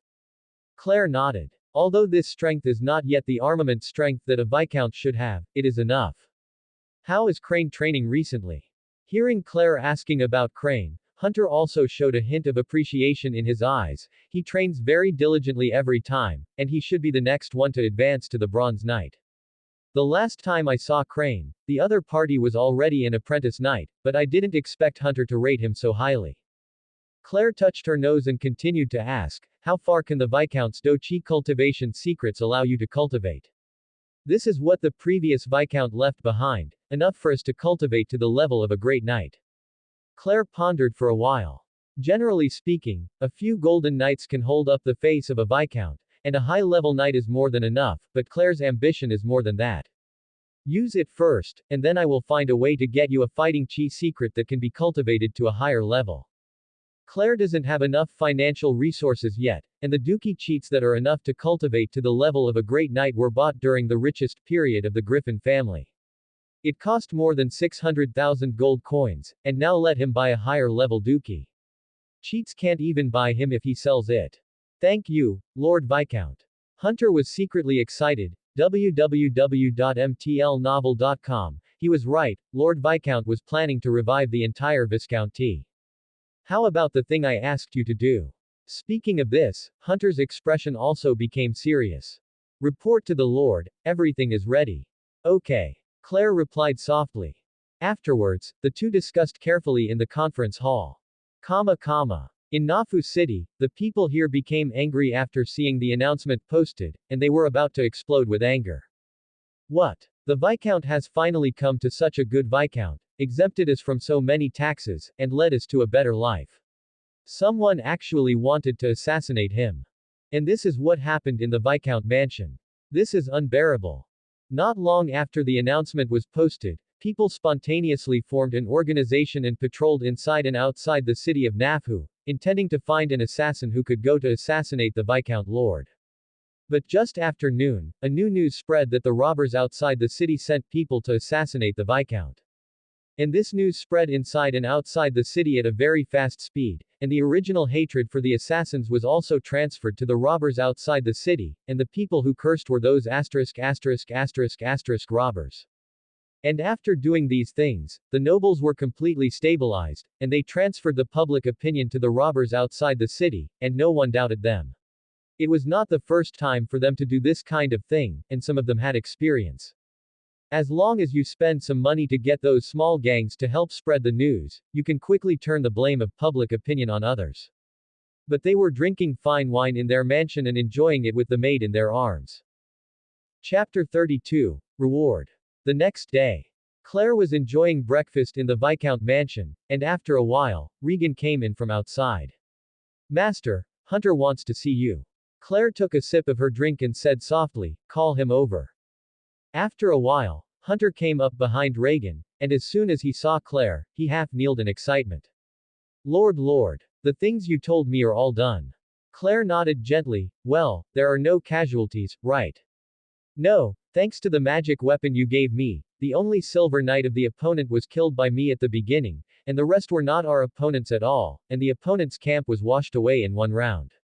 Done. After speaking, Hunter respectfully took out the revolver from his pocket and put it on Claire's table. Okay. Claire also showed a satisfied smile. Isn't it discovered that you went out yesterday? No, I chose all the knights who were apprentices or above. They didn't ride horses. They used the body technique you gave us to get out of the city. There was not much movement at all, and no one would notice. Well done. Claire praised. Hunter was a little excited when he was praised. This is what I should do for the Viscount. Let's eat together. Claire said, pointing to the table in front of her. Hunter swallowed while smelling the pungent aroma, but still refused. No, I've eaten breakfast, so I'd better go back and continue training with those bastards, so that they can all be promoted to apprentice knights. Then I'll give you a reward. Claire took out a large sword from the space ring and handed it over. It was one of the gifts sent by the nobles yesterday. No. This is what the subordinates should do. Hunter quickly refused. From his eyes, he could naturally see that this big sword was worth hundreds of gold coins, and he could also add vindictive energy to it. If he had it, the strength can be improved by at least 1 or 2%. You must be rewarded for doing things so well, so accept it. Claire smiled. This is nothing, there will be more than this precious reward in the future. Hunter was excited. buried his head lower, and took the big sword handed over by Claire with both hands. Thank you, Lord, for the reward. Well, let's go back. By the way, take some gold coins from Reagan and give them to the knights who set out together last night. Hunter was even more excited and shouted, as per your order. Doing these things is what their knights should do, and the Lord will actually reward them. The things that will be explained in the future must be done well to be worthy of the Lord. Claire smiled slightly, wanting the horse to run. How could she not let the horse graze? Money doesn't mean much to him. Rewarding the people below will improve their loyalty and efficiency, so why not do it? Compared to Claire's calm situation, those nobles were as anxious as ants on a hot pot. What? The goods have been robbed. You were right. How could it have been robbed?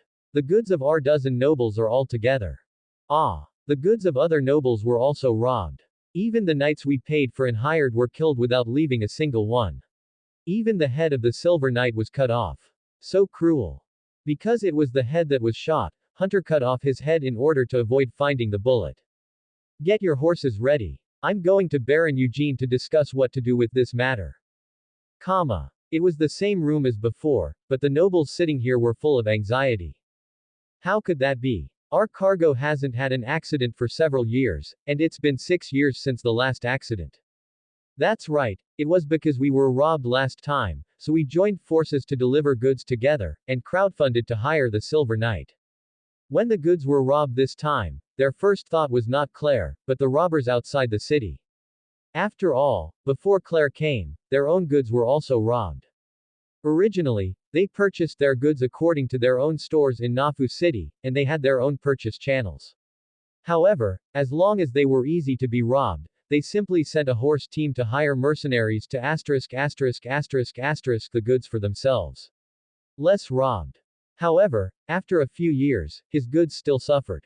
The administrative officer is not in a hurry at all, and he does not open any shops like these nobles, so the goods delivered are not included in his share. Instead, he said, what if our Viscount sent someone to loot? Although he said so, he actually didn't believe it at all. Eugene frowned, thought for a moment, and said, no, I didn't sleep until late last night because of my busy work, and I didn't hear the sound of horses' hooves coming out of the city gate at all. Yes, he has just come to us. It is impossible to know what the cargo trajectory of our caravan is like, and I also saw the cavaliers training this morning. Lord Wilbur added. The two of them took out the real murderer Claire in just a few words. It's not that they didn't suspect Claire, but it was totally useless for the other party to do so, and they would offend themselves and others out of thin air, so why bother? The most important thing is that even if they were riding Mahant, it was impossible for them to go back and forth in such a short time, and they could still see each other training in the morning. Reading www.uakanshu.com. If it is on foot, it is even more impossible. They have also seen Hant and the others running training outside the city gate, and the speed is not as fast as that of a horse. It's just that they didn't expect that if the heavy armor was taken off, the speed would be faster than that of a horse if that set of movement skills stimulated the fighting spirit together. Frank, the administrative officer, took a sip of the glass of wine on the table and said with a smile, I'll just talk about it casually, you guys continue to talk about you. However, his mention has awakened the nobles. Claire now has a large number of knights, so maybe you can think of a way from this. Cough cough, Frank. Baron Eugene coughed twice. As the Viscount's administrative officer, unlike us, you are also one of the Viscount's subordinates. You go and tell us, let him send a knight team to make he helped us get the goods back. Frank curled his lips. He knew very well how his relationship with Claire was, let alone suggestions. Even if he saw Claire's legs, he didn't consciously feel weak, and why shouldn't you be on your own? Let me to be a shield. However, it's not easy to say what's in your heart, so you can only say, let me see. The rest of the nobles did not reluctantly see it. They also knew that Frank would not be able to say anything in Claire's place, so they could only continue to discuss and think about what else to do. But as soon as he got home, he encountered an unexpected thing. Claire actually sent someone to ask him to go to the Viscount mansion. Recalling the last time he went to the Viscount mansion alone, 2 cold sweats broke out from Frank's forehead. Chapter 33. Honest and Brave. Looking at Claire smiling on the seat, Frank's feet trembled slightly. He was different from those idiot nobles. He could deeply realize that Claire was not the childlike appearance that he appeared to be. Human skin demon. If it weren't for this, he wouldn't have asked the assassin to come and kill Claire, because he always felt that as long as Claire was in the Viscount for one day, he would always fall to the same level as the previous knight captain.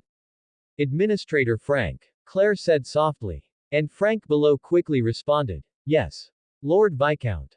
As he spoke, he also looked at Claire's side. This time, not only the two of them were present, but there was also a new face. The new tax officer, Robin, saw the other side. Frank's heart pounding again. He knew it for a long time.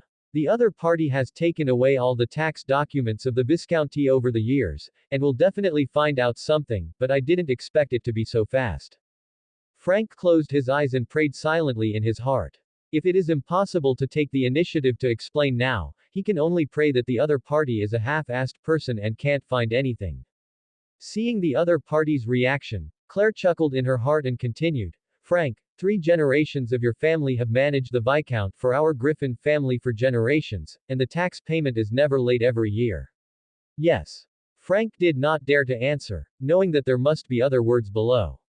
Sure enough, Claire's voice became severe in the next second, scolding, but I asked the tax officer to check the tax and found that the entire Viscounty's annual tax revenue has been around 100,000, and the tax you paid is not enough. There are only about 10,000 gold coins. Where did the more than 90,000 gold coins go? Frank's body trembled immediately following Claire's scolding, and subconsciously said, Lord Viscount, listen to me, this is the tax set by the previous 2 government officials, and it has nothing to do with me. Huh. The first 2 administrative officers were your grandfather and father, right? It has nothing to do with you. Claire laughed. Frank said without hesitation, if the Viscount wants to arrest them, I am willing to be a witness. It's simply coaxing and filial piety. Robin, tell him. Claire waved. Robin stood up immediately, flipped through the document in his hand, and read, the decree that the wheat must be taxed if he is taller than 70 centimeters was issued during your term of office, and the tax for childbirth is also during your term of office. Issued, the decree that you must pay taxes for the right of passage is also issued by you. Frank's face became paler and paler, and his body began to tremble involuntarily. Robin continued to talk, your term of office is 13 years. In total, you have stolen a total of 963,780 gold coins from Lord Viscount. Claire smiled slightly, looked at Frank and asked, is there any objection? Lord Viscount is not like this. Frank immediately knelt on the ground and crawled forward in fear. I didn't take the money alone, Baron Eugene and the others also have a share. I only took part of it, even 10,000 gold coins have not arrived. With a flick of Claire's fingers, a gust of wind blew Frank, who was about to climb over, flying backwards. The good one didn't even get 100,000 yuan, and all of your current family property combined didn't even get 20,000 yuan. How could such words come out of your mouth? Frank, who was blown down, immediately got up, and quickly apologized to Claire's tearful kowtow. I'm sorry, Lord Viscount, I really know I'm wrong, I shouldn't be greedy, I'll return all my money. Please. Please let me go. Claire put her index finger next to her lips and said, Shish. Don't cry, it's so ugly, you're still an administrative officer of the Viscount's house anyway. Okay. I won't cry. Frank quickly wiped his tears. I called you here, and I will definitely give you a way to survive.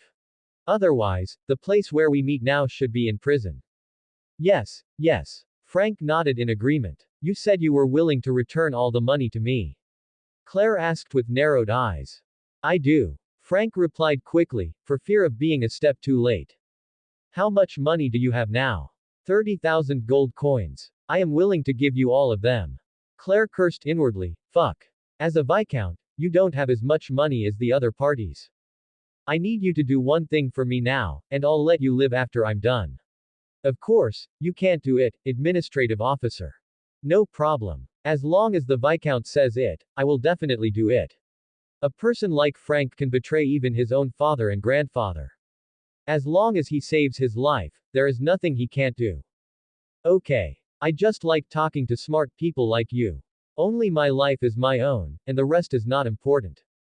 The Viscount is right. What I want to tell you is, After Frank came out of the Viscount mansion, he felt a chill down his spine. He just looked back at the Viscount mansion and saw Claire waving at him lying on the balcony upstairs, with a smile like greeting an old friend. Frank hurriedly squeezed out a smile, and then left the Viscount mansion with quick steps. He didn't even go home, so he hurriedly returned to the room where the nobles discussed issues before, and the nobles were still there. Squeak. The sound of pushing the door attracted the attention of the nobles inside. Baron Eugene asked suspiciously, Frank, why are you back? Your face seems a little bad. Really? Frank hurriedly touched his arms. After fumbling up and down his body several times, he still couldn't find a handkerchief to wipe his sweat. Thank you. Taking the other party's handkerchief, Frank wiped it on his face in a panic. What happened to you? The nobles asked. It's all right, it's a little hot outside. Frank walked to his place, lay down straight, and the moment he buried himself in the soft sofa, he felt his real self came back. As soon as Frank sat down, he said, I just went to the Viscount mansion. Huh. The attention of the nobles present was immediately attracted. Lord Viscount, he agreed that he can send troops out and ask us to discuss it tomorrow. Frank didn't even notice that his name for Claire had changed. Before, he used to call Claire, he, directly. So you just went out to go to the Viscount mansion, www.mtlnovel.com. I thought you went home. Baron Eugene immediately picked up the glass. Let's do it for Frank, the upright and brave government official. Have a drink. The other nobles also had smiles on their faces, raised their glasses to Frank and cheered. However, Lord Wilbur asked, he didn't put forward any conditions. It's impossible to help us send troops for no reason.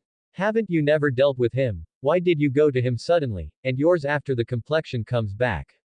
Crack. Frank threw the wine glass in his hand to the ground, and the wine splashed on everyone's body. He was already fed up with Claire, and his spirit was stretched into a thread, and he returned here. You, Wilbur, still want to press me. You want to ask yourself tomorrow, why do you ask me? What conditions he has are his business. I'm just a messenger. Fuck. At this time, Frank was more like a crazy patient. He stretched his legs and kicked and smashed the wine bottle on the table. He turned his head and walked out, leaving a sentence. Anyway, that's the way it is, whether you like to go or not. After Frank left, the nobles present all looked at each other. Is he crazy? Dare to do this to us? Humph. You're just a government official, not even a noble, so you dare to lose your temper in front of us. That's right, even if his ancestors were all political officials, but if his ancestors were not nobles, he would never be a noble in this life. He was born inferior to us. Don't bother with him, let's discuss first. Do you want to go to the Viscount's mansion tomorrow? Eugene said. Go. Of course we are going. Otherwise, how will our goods be recovered? Those are goods worth tens of thousands of gold coins. It makes sense. Chapter 34, 37 points.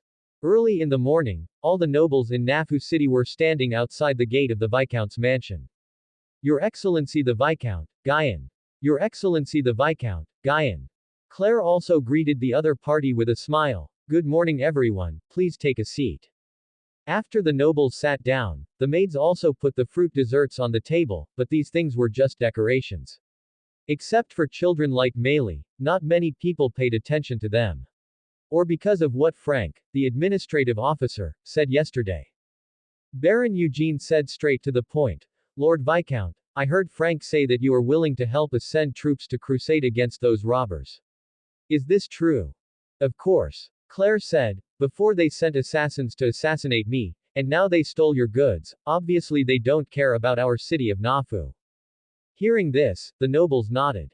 They almost forgot that the rumor that the robber outside the city had assassinated Claire was still spread by them. If Claire planned to help them for no reason, they would still feel that there was a hole waiting for them, but after there was also the reason why they were assassinated, they felt more at ease. That's right, Lord Viscount was assassinated just the day before yesterday, and our goods were taken away. Those robbers simply didn't take us seriously. Lord Viscount must send troops to destroy them. Of course, it's okay to send troops, but I need some compensation. Only then did Claire put forward her real purpose. It's natural. Eugene patted his chest and assured, if Claire didn't want their money, he wouldn't worry. Lord Viscount wants us to pay as much as you want. As long as it is within our ability, we will definitely support you. Baron Eugene is also a shrewd person. To the best of their ability, once Claire asked for too much money, they still had an excuse to refuse. Claire narrowed her eyes and said, I don't want your money. The nobles present were shocked. You don't want our money. Say you need some compensation. Claire looked up at the ceiling and said with a look of understanding, since I was almost killed by an assassin last time, I tossed and turned in bed that night and couldn't sleep. I just felt that life was so fragile. Then he looked at the nobles present. You said that people can't die without having time to enjoy everything in their lives, right? The nobles nodded in praise. Of course it is. So that night I realized a truth. People should enjoy life well, and other people's opinions and evaluations are not important. I was too naive before, and always felt that as the heir of the Griffin family, I had to lead. I want the viscounty to regain its former glory, but after that night, my heart is completely different. There will always be many accidents in life. I can't die before I have time to enjoy everything. There are many beautiful things in this world, wine, women, and money. Just saying this, Claire's eyes appeared. Tears came out, as if feeling something. So I have to say sorry to you here. I was too naive before. I couldn't tell the difference between myself and those civilians, and regarded you as enemies. Now I just want to enjoy it. With a lot of money, drinking the best wine in the world. There was a look of admiration in Baron Eugene's eyes. This guy finally figured it out. Why should he be with those pariahs even though he is a noble? Claire reached out and patted Baron Eugene on the shoulder. You still open the clinic. Just give me 20% of the profit. Baron Eugene stood up excitedly and raised the wine in his hand. Thank you, Lord Viscount. As for making 20% profit, it's better than getting nothing at all. The rest of the nobles also showed joyful smiles. It seems that his Viscount has finally come to his senses. But Frank, the political officer, watched with cold eyes, and snorted, HMPH, a bunch of idiots. They were all deceived by his acting skills. The smiling one is the real devil. Lord Wilbur said, after all that said, where does the Viscount come from? Everyone also looked over curiously. They also wanted to know where the reward Claire said at the beginning came from. Claire smiled lightly. Of course, it's the same as before, from the hands of those commoners. Oh, paying taxes. The nobles now believe more in Claire's awakening. No. You have to be a lord. Just right now. That group of robbers just happened to assassinate me and rob you of your goods. This is a good excuse. How to say? It's a coincidence that the Mingmu asked them to donate money in the name of sending troops. Then what if they don't want to donate? You donate first, and they can donate after you donate. The more money you donate, the more they will donate. What about after you donate money? I'll return your money back in full, and we'll divide their money into 37%. Who's 30% and who's 70%? I am 30% and you are 70%. It's okay not to donate. Of course, you don't have any share of the 7 achievements. The more you donate, the more share you will get, and the more money you will get. After hearing this, the nobles who were present suddenly understood. It seems that the Viscount has done something more ruthless than himself. Okay. No problem. Eugene agreed. How much do you want to donate? Claire leaned forward. Lord Wilbur raised his hand on the spot and said, I'll donate 1,000 gold coins. Claire pursed her lips. This was far from his psychological expectations. She glanced at the silent administrative officer sitting beside her. Frank's scalp tingled just because of that glance. I gave 30,000 gold coins. All the nobles looked over in amazement. You are crazy and you have to give out 30,000 gold coins. They all think that donations can be solved with a few thousand gold coins. Your TM donation is 30,000 gold coins. Are you crazy? Lord Wilbur called out on the spot, pointing at Frank's nose and cursing. This makes him very embarrassed. If I pay 1,000, you directly pay 30,000, which is 30 times as much as mine. What do you mean? Frank looked ignorant. It's up to me how much I'm willing to donate. Just shut up if you donate 1,000 yuan. Anyway, return the money back to me. The less you donate, I'll take it. There's more money. It was only then that the nobles remembered the importance of the 4 words Claire just said, return as much as possible. In other words, now is the time to compare the wealth. But even so, they still have some concerns in their hearts. After all, this is not a matter of thousands of gold coins. If tens of thousands of gold coins are lost, it will hurt even for them. After seeing this, Claire felt that it was time to speak, so he said, "It's okay. You can donate 1 or 2,000 or even a few hundred gold coins. I don't ask for it. 30,000 gold coins is almost enough for this matter. Used." But Claire is like this. The nobles are more anxious. If Claire asks them to donate money, they still have doubts, but now showing that they don't lack your money at all, it makes them anxious. This is a business without capital, and it will make a steady profit. Recalling what Claire said just now, Eugene clapped the table and decided, "I'll give you 50,000 gold coins." Good courage. Claire praised, but did not forget to add a fire. 80,000 gold coins are enough, and the rest is a symbolic donation. No. It's our honor to be able to help the Viscount. How can we donate less? I also donate 30,000 gold coins. When the rest of the nobles saw that someone followed suit, they also made bids one after another. I'm 40,000. I'll also pay 30,000. I'm 30,000.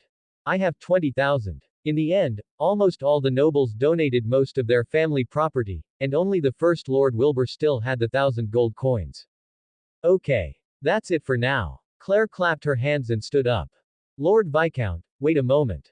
Lord Wilbur was anxious, and immediately said, "I will also give out 50,000 gold coins." Claire showed a friendly smile. Lord Wilbur is really cool. Chapter 35. Hemp bandits are always going to be suppressed. Early in the morning, everyone saw that there was an additional notice on the city wall, but unlike before, this time there was no need to find someone who could read it. Robin had been standing under the notice since the notice was posted. Pedestrians passing by explained the contents of the above notice. In less than a morning, the people inside and outside Nafu City knew that their lord was going to hold a new speech. At noon, the same wooden platform as before was built, and people from all over the place gradually gathered here. Nearing the afternoon, those nobles also came over in their own carriages, but Claire deliberately did not set up seats. They could only stand like the people, and from time to time they had to take out handkerchiefs to wipe the sweat on their faces. After about an hour or two, when the sun was about to go down, Claire was late. Before he showed up, the nobles below heard violent cheers and applause from behind. Claire was much more popular than they thought. Good afternoon, everyone. Claire smiled and stood on the platform. Your Excellency the Viscount, Guyan. Lord Viscount is doing well every day. May the reputation of the Viscount reverberate throughout the world. The people below waved their hands in greeting. Since the end of Claire's speech last time, most of them have become Claire's little fans and little fans. Claire waved her hand, and the people below consciously stopped their voices. I called everyone here this time, mainly to suppress the bandits. The bandits outside the city have always been a problem for us in Nafu City, and they even dared to assassinate me and the goods of our Nafu City. The people below quietly looked at Claire on the stage. Indeed, as Claire said, the robbers did more than that. Sometimes when there was a lack of food, they would break into the village to food and loot some women. The hatred in their hearts is very. Bah. Robbers are always going to be killed. Think about it. When you were drinking fine wine and hugging the maid at home, there was a sudden news that your goods had been robbed by the robbers. So, no, the days of robbers are good days. The people below didn't know why, but they still shouted, yes. But why did the nobles below sound a little uncomfortable? They always felt that Claire had something to say on stage.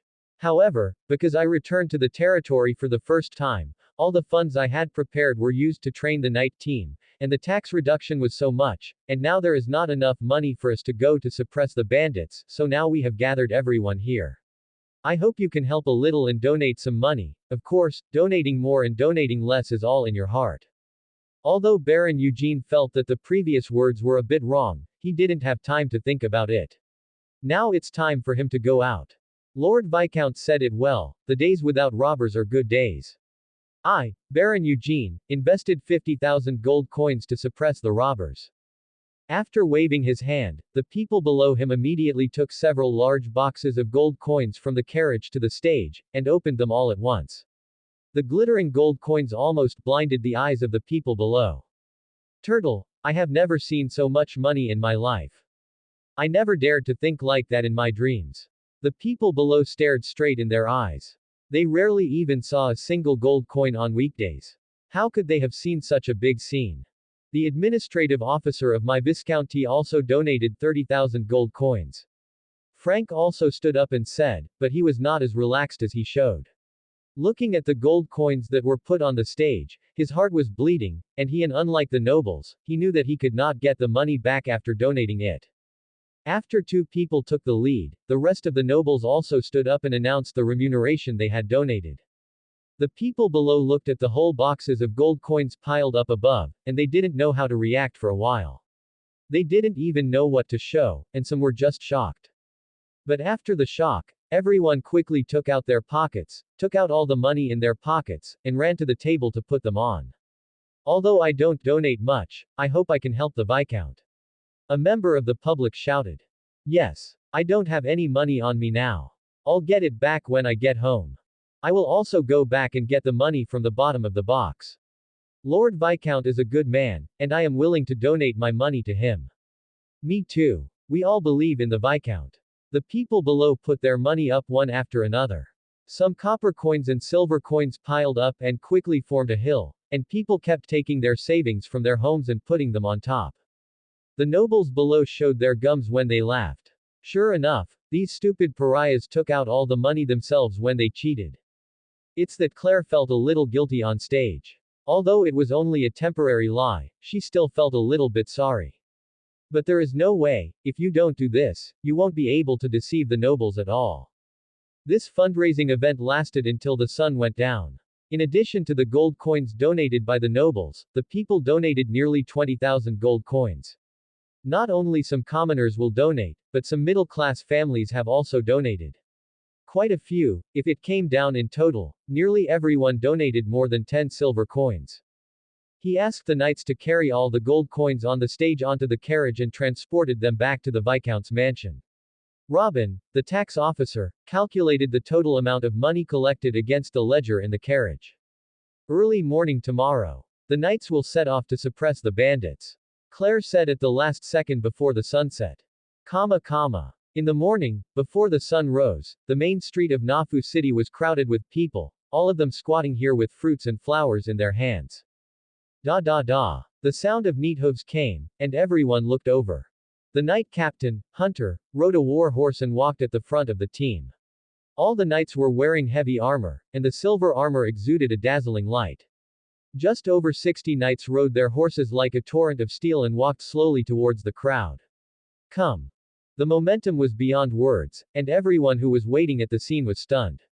They had never seen such a majestic knight, and such a majestic knight belonged to their viscounty, so they should go out to suppress bandits for them.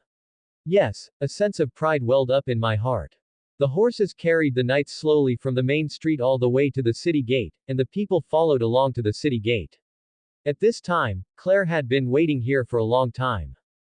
Dismount. Hunter ordered. The 60 knights immediately strode off their horses, and their movements were uniform. Hunter walked in front of Claire and knelt down and said loudly, Lord, your knight team is assembled.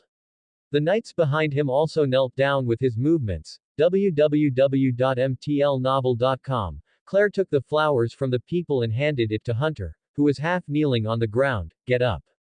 Yes. Lord. The knights stood up abruptly again, and the armors rubbed against each other and made a harsh sound, but no one thought it was noise, only thought it was very cool, wishing it was themselves wearing the armor.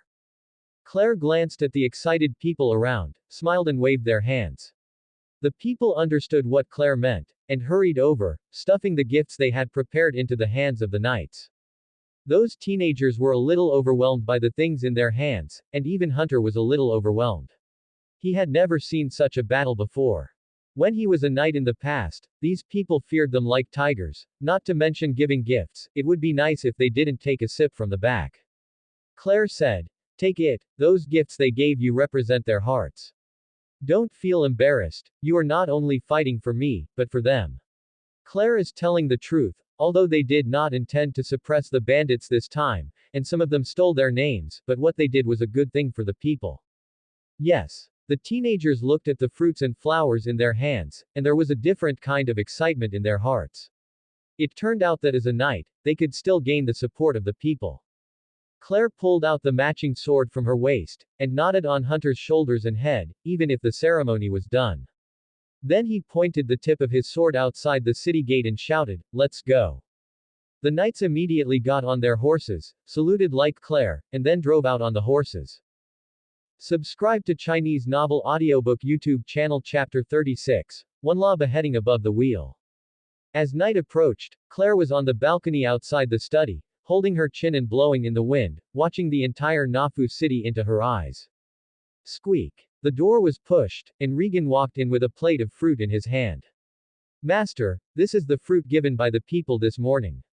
You can taste it." Claire didn't look back, but continued to look at the scenery outside. "Well, I see.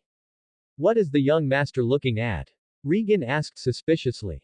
Hearing this, Claire finally turned around, walked in, picked up the fruit on the table, put it in her mouth, and asked, "Do you think Nafu City is a little old?" Regan didn't know what to say, so he could only say, "After all, it's been decades, and it's common for urban areas to get old." "Well." Claire nodded and continued to ask, "What time is it now?" "It's past 11 o'clock. That's almost it." Claire turned to look in the direction of the city gate again. "Our Lord Administrative Officer should leave the city now. Turn the time back one day." It was also at night, and in the meeting room of the Viscount house, there were only two people in the room, Claire and Hunter. A cold light flashed in Hunter's eyes. "I know. Lord. Claire continued. "Those who are taller than the wheel will be killed." Hunter quickly praised. "Lord, you are so kind.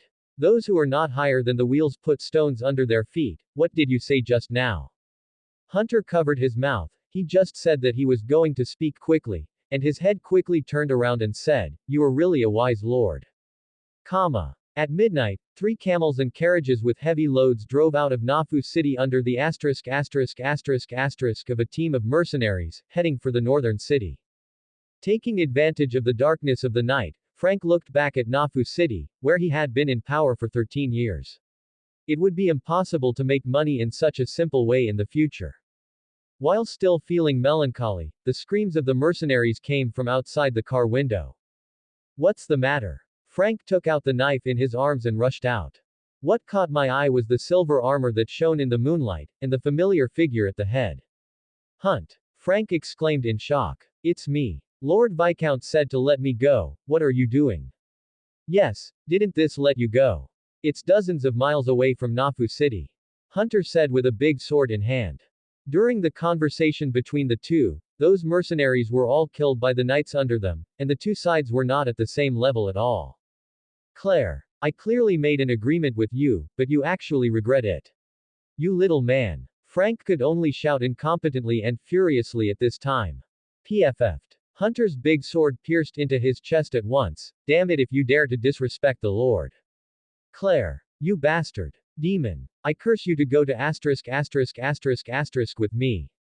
Stop arguing, the Lord asked me to give you a word." Hunter pulled out the big sword. Frank's face became even paler, and blood was gushing out of his chest. At this moment, he was exhausted even talking, but he held back and raised his head. He wanted to know what Claire was going to say to him. "Talk." Lord said, "You will not be alone on the road." Frank was stunned for a moment, as if he had thought of something, and laughed loudly. "Ha ha ha ha. Cough. Ha ha ha." In the end, his life passed away while laughing wildly. The 60 knights quickly dealt with the scene without leaving a trace. Return to the team. "We have to go back to Nafu City before dawn." "Yes." The roars of the boys echoed across this plain. At dawn in the early morning, a team of knights covered in blood appeared in Nafu City. The people all gathered to watch the excitement. "Wow! Is that blood on them? It's still pungent. But it's really handsome. Indeed, that suit of armor has to be covered with bloodstains." At this time, Claire also arrived at the city gate ahead of time to greet him.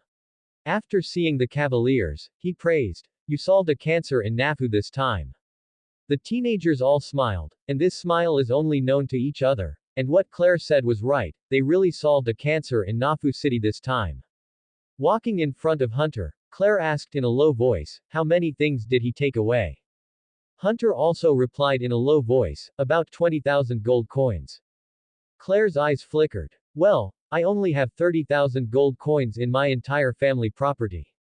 It turns out that there are 20,000 gold coins in the house. Let's go back. Yes. Lord. But at this time, the nobles also greeted them with smiles on their faces. Congratulations to Captain Hunter for his triumphant return. As he spoke, he turned his body to look behind the knights, but he couldn't see what he wanted to see. What about our cargo? Lord Wilbur asked directly. What cargo? Hunter pretended to be stupid. Claire smiled aside and said, it's the goods that these nobles were robbed. Oh. Hunter pretended to understand suddenly. I heard from those robbers that the goods were sold by them.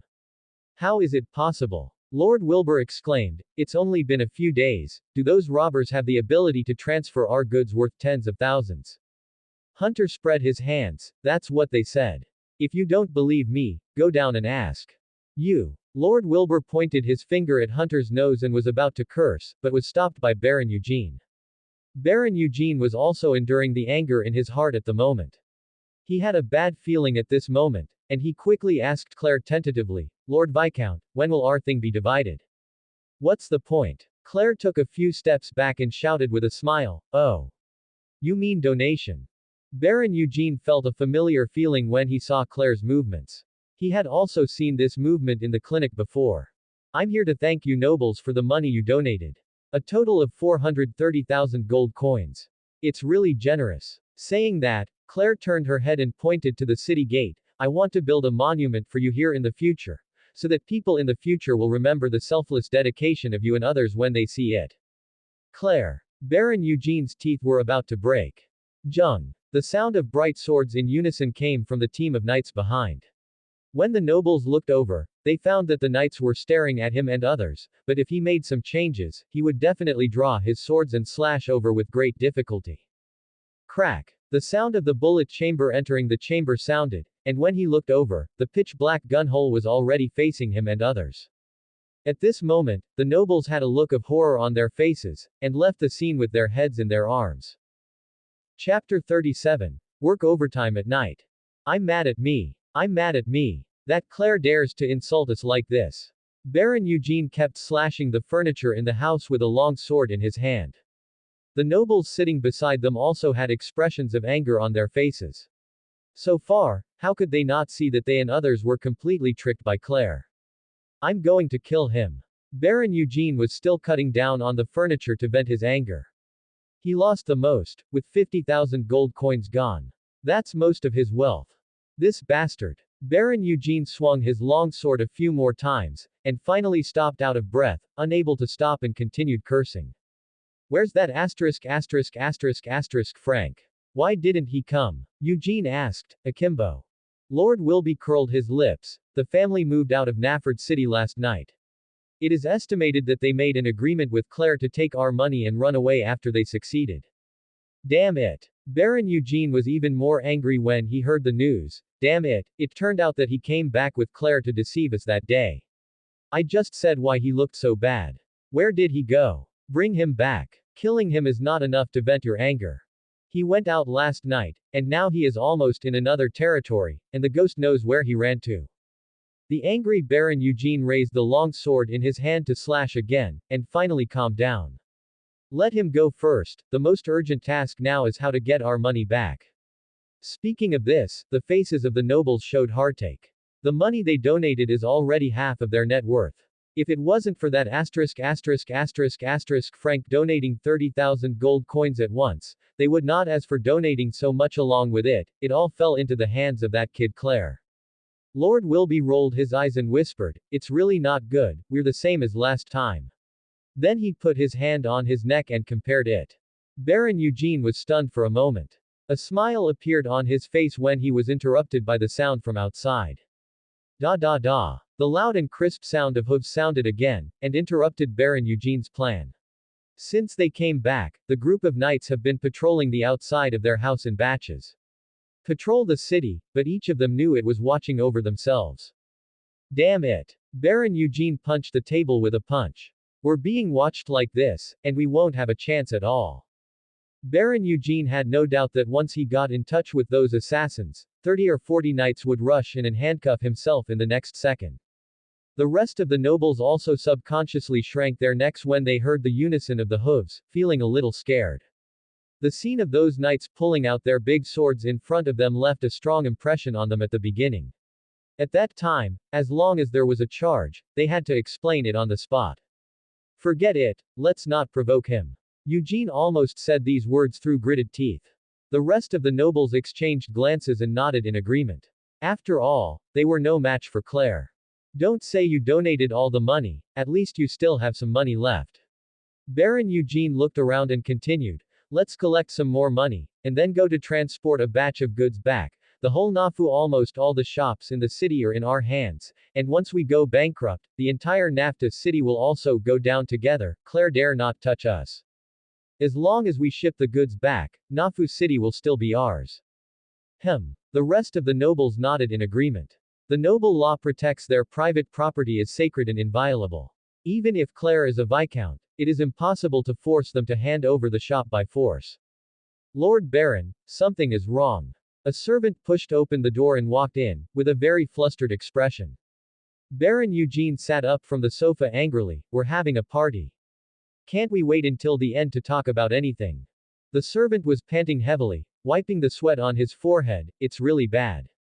Baron Eugene frowned. On weekdays, this servant is quite stable. If it weren't for a big event, he wouldn't be so panicked. What's the matter? Tell me now. Lord Viscount distributed some goods for free at the gate of the city, all of which are sold in our store. If this goes on like this, no one will come to buy it in our store. Boom. Baron Eugene only felt that a thunderstorm hit him, and collapsed back onto the sofa with exhaustion.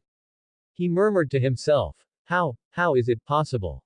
Where did they get the goods to distribute to those pariahs for free? Suddenly, Baron Eugene slapped his forehead, connecting all the clues into a single line, and said with a trembling voice, could it be that there are no robbers at all? Thinking of this, he quickly got up, grabbed the servant's sleeve and said, quickly prepare the carriage, I want to go and have a look. Although the rest of the nobles did not know what happened, they still followed Baron Eugene to the city gate. As soon as they reached the gate of the city, the nobles understood all at once. Aren't those carriages carrying goods the carriages of their family? Claire just pulled it out without concealment, without even tearing off the label on the product, it was the one they bought it from. Baron Eugene slumped on the ground, staring at the untouchables who kept taking things from the knights, the goods originally belonged to them. Baron Eugene, are you alright? A concerned voice came. Baron Eugene turned his head, the figure was just under the sun, and the dazzling sunlight couldn't illuminate his front at all. Baron Eugene narrowed his eyes, and then he could see who the person in front of him was. Claire. Baron Eugene said through gritted teeth. Claire also squatted down at this moment, grabbed the other party's collar, then let go and said, Baron Eugene is a little down right now. It's not thanks to you. No. It's caused by your own greed. Claire said with a smile. Are you here to see our joke? Eugene stood up and patted the dust on his body, no matter what time he couldn't lose his noble face. No. Claire held out a hand and waved, I'll make a deal with you. Do you think we will still make deals with you as stupidly as we used to? Lord Wilby also stood up. Let's hear it first. Claire continued, give me all your properties in Nafu City, and I'll give you some money, so you can continue to develop in other cities. Impossible. Baron Eugene's reaction was particularly strong. The industry in Naford City was his hard work. If he changed to another city, it would be impossible to form such a monopoly again. Claire was not in a hurry, but said with a smile, are you sure you don't think about it again? How long can your money support you in NAFTA City? Saying that, he pointed to the convoy behind him and said, most of your money is in my hands. I can continue to distribute materials for free like this for several years. In the past few years, your store will sell a copper coin. If you can't receive it, are you sure you want to spend it with me? How many good lives can you have in Nafu City with the money in your hands? That's all I have to say, think about it. Claire's remarks made the eyes of the nobles keep flashing, and their minds were constantly thinking. It is true that if this continues for a long time, they will undoubtedly lose. Their money is indeed not much, otherwise they will not go to the pool to make another one. The batch of goods has been shipped. At that time, there will be no need for the few years that Claire said, and they will not be able to hold it for 2 or 3 months. Think about it, I'll go back first. Claire turned her head and was about to leave. However, he was stopped by Baron Eugene. I'm leaving. But the money cannot be less. After one person took the lead, the remaining nobles also agreed one after another. They're all smart people. Claire clapped her hands with a smile, and waved Robin, the tax officer, to come up, talk to him. Surrounded by the nobles, Robin went to another place, and the nobles began to bargain, hoping that their property could be exchanged for enough money so that they could live in another city. Free and easy. Claire just glanced at it briefly and walked to the side where the goods were distributed. The people who saw Claire coming over fell to their knees. Thank you, Lord Viscount. Claire didn't know whether to laugh or cry. She waved her hand, and hurriedly asked the other party to stand up. Hunter also stepped out of the crowd delivering the goods. Lord, how's it going? The remote villages have already let those pull the carriages over, and it is expected to be completed this afternoon. Okay. Claire turned to look at the group of nobles who were still bargaining, and Hunter's eyes followed. Claire said something inexplicably. Work overtime at night. Hunter was very smart, and he quickly realized what Claire meant. He showed his big white teeth and said with a smile, understood. Lord. Claire also smiled. These nobles can die, but they can't die in Nafu City. Don't think that the nobility law is just promulgated and played, otherwise you have a group of knights like Hunter, and you can simply kill all the nobles like Eugene, and you still need to delay it until now. All of these nobles can know that they died in their own hands, but there is no evidence to prove that they did it by themselves. This kind of thing is well known among the nobles. Many nobles or under the hands of a lot of minor nobles died inexplicably. Don't you all know what happened? I know, but as long as you don't put it on the bright side, basically no one will care about those little nobles who died, not to mention that you just guess and there is no evidence at all. Chapter 38. Relief for work. Early in the morning, Hunter walked into the Viscount mansion wearing a blood-stained armor. As soon as he met Claire, he half-kneeled, report to the Lord, fortunately not to be disgraced. Get up. Claire waved, how much gain? They carried a total of 460,000 gold coins. Hunter said with excitement. Claire nodded lightly and looked at Robin, the political officer beside her. Robin naturally knew what Claire wanted to ask, and quickly said, the price I negotiated with them yesterday was 300,000 gold coins. If you add the 430,000 gold coins that were recovered, the financial deposit of our Viscount mansion has reached 300,000 gold coins. More than 500,000. 500,000 gold coins, Nafu City's tax revenue for the past 10 years. Claire muttered to herself. Then he turned to look at Regan, and said softly, Frank is dead, and our Viscount lacks an administrative officer. Regan bowed slightly, Master, I will go to another city to find a qualified political officer. No. Claire shook her head slightly, isn't there a good candidate right now? Regan had some doubts in his heart. He looked around for a while, but he still didn't understand who Claire was talking about. Robin was already a tax officer, so he couldn't let Hunter be the political officer. You. Claire pointed at Regan, you will be the administrative officer of the Viscount's house in the future.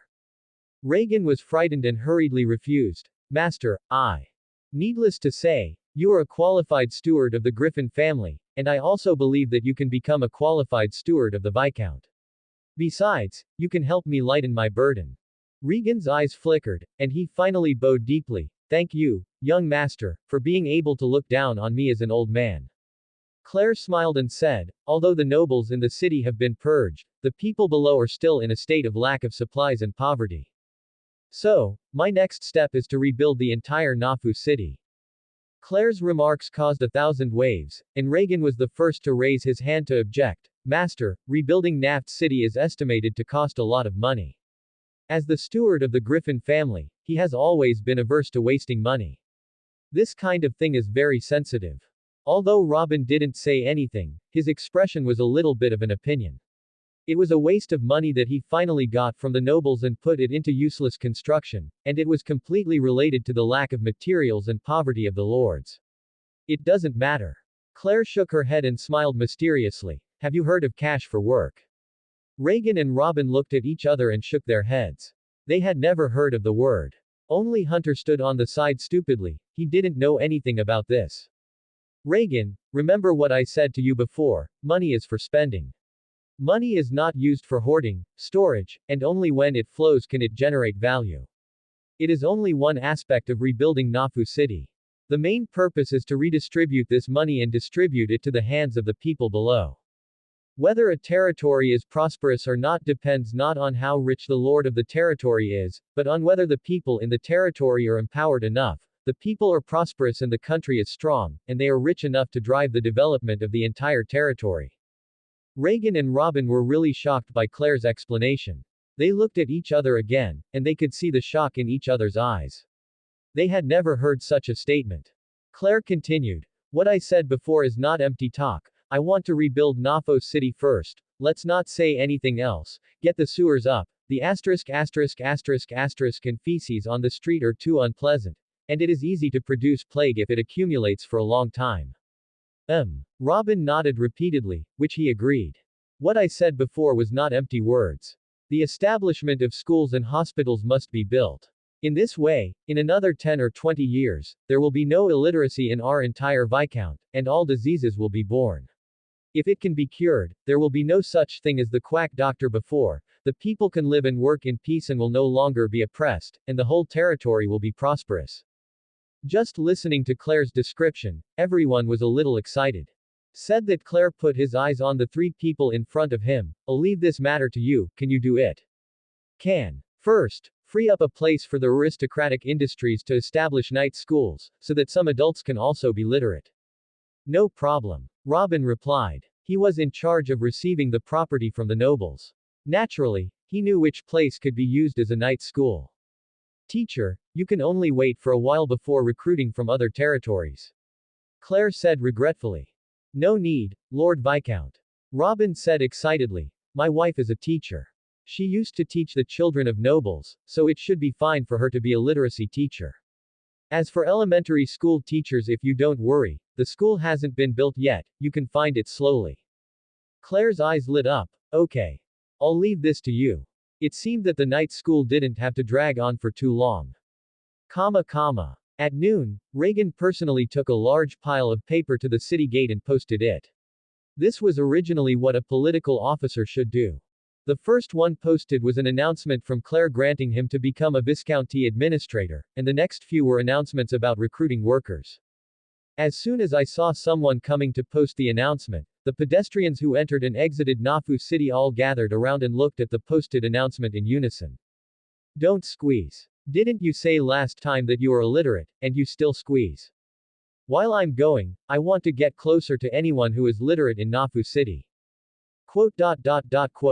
When everyone was almost there, Reagan cleared his throat and said loudly, "From now on, I will be the administrative officer of the Viscount Griffin." The people below looked dazed as they watched Reagan discuss. "Who is he? I didn't say much about it. www.mtlnovel.com. Where was the administrative officer last time? I don't know. Why did you suddenly change to a political officer?" Reagan stopped their discussion and said loudly, "The last time the government official who arbitrarily collected taxes has been driven away by Mr. Viscount.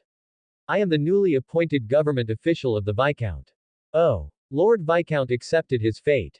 As soon as they heard Claire's name, the people below instantly became excited. The last administrative officer should be hanged. But it's fine if Lord Viscount drives him away. Long live Lord Viscount.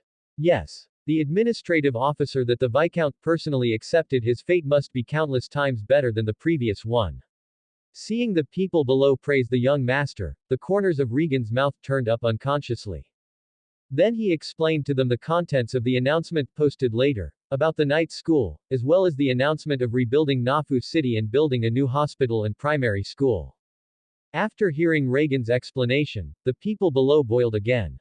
"Really? How can I get 20 silver coins for a month when I go to work for help? And I even get food?" The announcement issued by the Viscount is of course true. Another person also said excitedly, "Now is not the busy time of farming, so you can spare time to work." Yes, with such a generous reward, what if it's a little hard work? And there are not many restrictions above, basically an adult is enough. I want to go back to the village and tell them the good news. Our good day is finally coming. Long live the Viscount. Someone shouted while running. In just a few minutes, a shout came from the entire city of Nafu. Long live the Viscount. Chapter 39. It is better to ask for a tool than to ask for a technique. The construction project has been in full swing for several days. With the efforts of hundreds of people, some buildings have begun to take shape, and they will be put into use in a few days. At this time, Claire was in his attic, looking at the city of Nafu in the night outside. I don't know why he always likes to stand on a high place and overlook this city that belongs to him. Glancing at his trading panel, there are already 2 trading points on it, but Claire is not in a hurry to trade. These days, I have been busy fighting wits and courage with those nobles. 15 days have passed before I know it. After this evening, he will be able to have a trading point again. Anyway, he is not in a hurry and just waits until midnight to collect 3 transactions. Click to trade again. It's almost time. Claire muttered to herself, then walked back to her favorite reclining chair from the balcony. Leaning on it, Claire watched the clock hanging on the wall start to count down. 3, 2, 1. When I counted to 1, I opened the trading panel. Sure enough, the 2-point trading point on the top became a 3-point trading point. Just as I thought, the energy storage time of this trading point changed from 7 days to 5 days after I advanced. Immediately afterwards, Claire's pupils shrank, and he saw a new button, Upgrade Trading, on the crude trading panel. What's going on? Claire wondered. He just heard from the person who sold him the revolver before that he could add regular friends after reaching the 2 o'clock trading point, but he never said that it was 3 o'clock trading. After clicking, you can have this, upgrade transaction. This is the thing. Claire's gaze scanned the trading panel several times, but she still didn't see any changes other than this. After hesitating for a moment, Claire reached out and clicked on the upgrade transaction. It's better to upgrade than not to upgrade, right?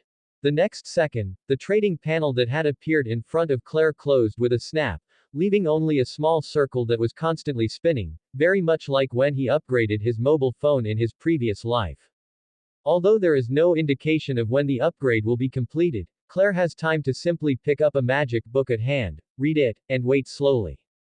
However, it didn't take long. It only took less than 10 minutes before Claire's eyes lit up again, and the panel unfolded again. Seeing the panel in front of her, Claire pursed her lips. This is the real trading panel. Did you use the trial version before? The trading panel in front of you is very different from the previous one. In terms of appearance, it is much more high-end than the simple trading panel before, and there are several more buttons: Start Trading, Personal Space, Fixed Friends. Claire clicked on the column of Fixed Friends. It was blank, and she had not added any friends. However, it shows the objects that have been traded before. As long as you spend a little transaction point, you can add the other party as a friend. After taking a look at the personal space, similar to my space ring, the things I traded can also be placed in it directly, and there is no time limit like the previous transaction space. Claire looked at the upper right corner again, her eyes widened slightly in the next second, and her original 3-point trading point turned into a single trading point. Did you use those 3 trading points to upgrade? Claire guessed. But since all the flowers were spent, it was too late to feel distressed. Claire clicked, Start Trading, to see how the upgraded trading panel changed. The text that has not appeared between the lines appears in the middle of the energy vortex. I am matching you with 1-star trading users. Claire said to himself, is it even a 1-star after the upgrade? The quality of the matched users should be higher. It seems that the upgrade is not a loss. The vortex was cleared away like turbid water, and a delicate face appeared in front of Claire. The other party greeted with this bright smile. Hello. My name is Lan Zhao. What's your name? Claire was a little surprised.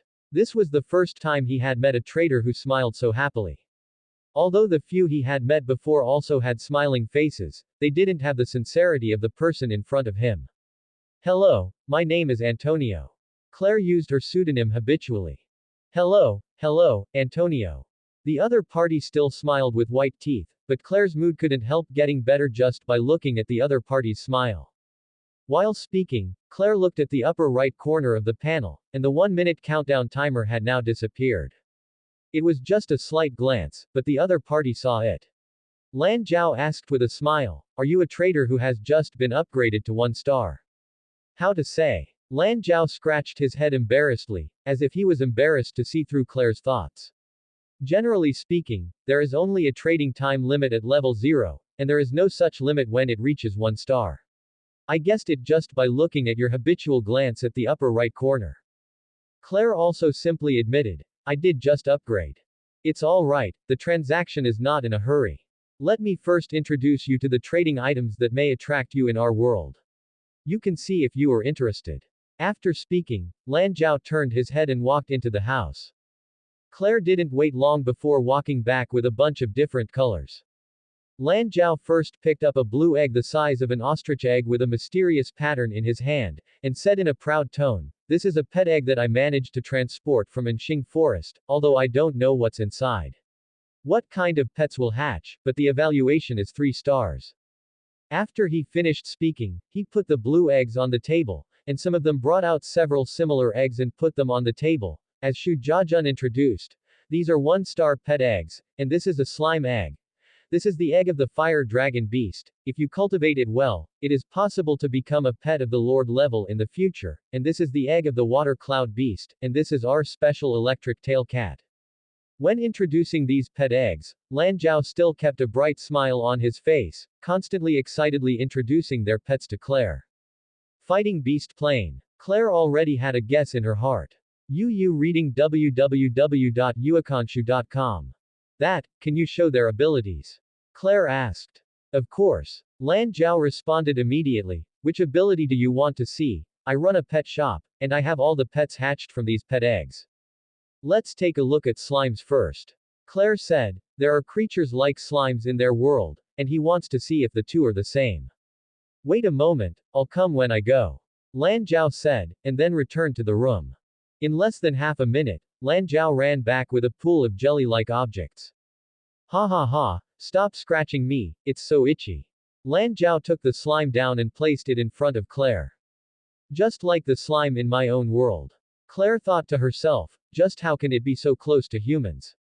Although the slime in their world is not strong, it can even be said to be very weak, any adult can knock it to death with a stick, but the other party seeing that human beings are still rushing forward without fear of death, they are not as friendly as they are to Lan Zhao.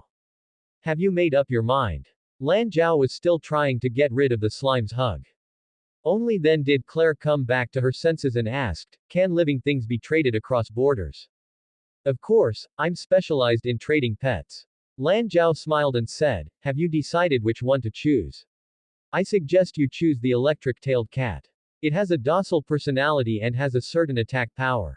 Quote. Claire shook her head, there are quite a few strange creatures like this in their world, not only slimes, but also 5-colored dragons, elves, mermaids, elves and other strange creatures. I'm not very interested in these pets, it's better to ask for magic. I want. Chapter 40. Water Cloud Beast. I want a way to establish a connection between you and your pets. Claire said directly. There is no shortage of strange creatures such as monsters in their world, but very few people can tame those wild and arrogant monsters, if they are like orcs, half-orcs, or beast-eared girls that many people miss for species with wisdom and order. Magicians can use contracts to forcibly establish a master-servant relationship with each other, but that is also mandatory, and there is no such friendly relationship as the Lan Zhao and slime in front of them. Therefore, Claire concluded that the other person's world must have an exclusive way to communicate with pets, which can improve the relationship between the two. Otherwise, how could slimes of the same species become so difficult to tame in their own world? Lan Zhao was stunned. How do you know that there is a way to establish contracts with pets in our world? Forget it, it's not something worth hiding, you can trade it if you want. But you really don't. Consider the electric tail cat. His ordinary electric attack can penetrate a 3-centimeter iron plate. Lan Zhao was still enthusiastically recommending to Claire their unique electric tail cat in this area. He contracted an electric tail cat himself, and he was very fond of it. No, it's better to ask for tools than to ask for techniques, and it's better to ask for Taoism.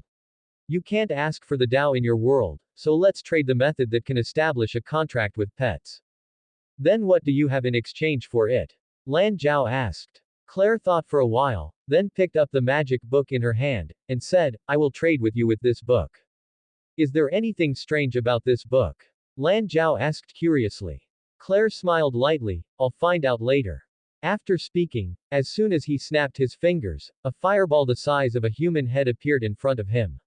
Claire continued to snap his fingers again. The fireball was divided into 4, and the size became the size of a fist. With an increase in speed, the spinning fireball becomes a ring of fire. On the opposite side, Lan Zhao's eyes widened. He had never seen anyone who could control a flame, only a fire-type pet could control it.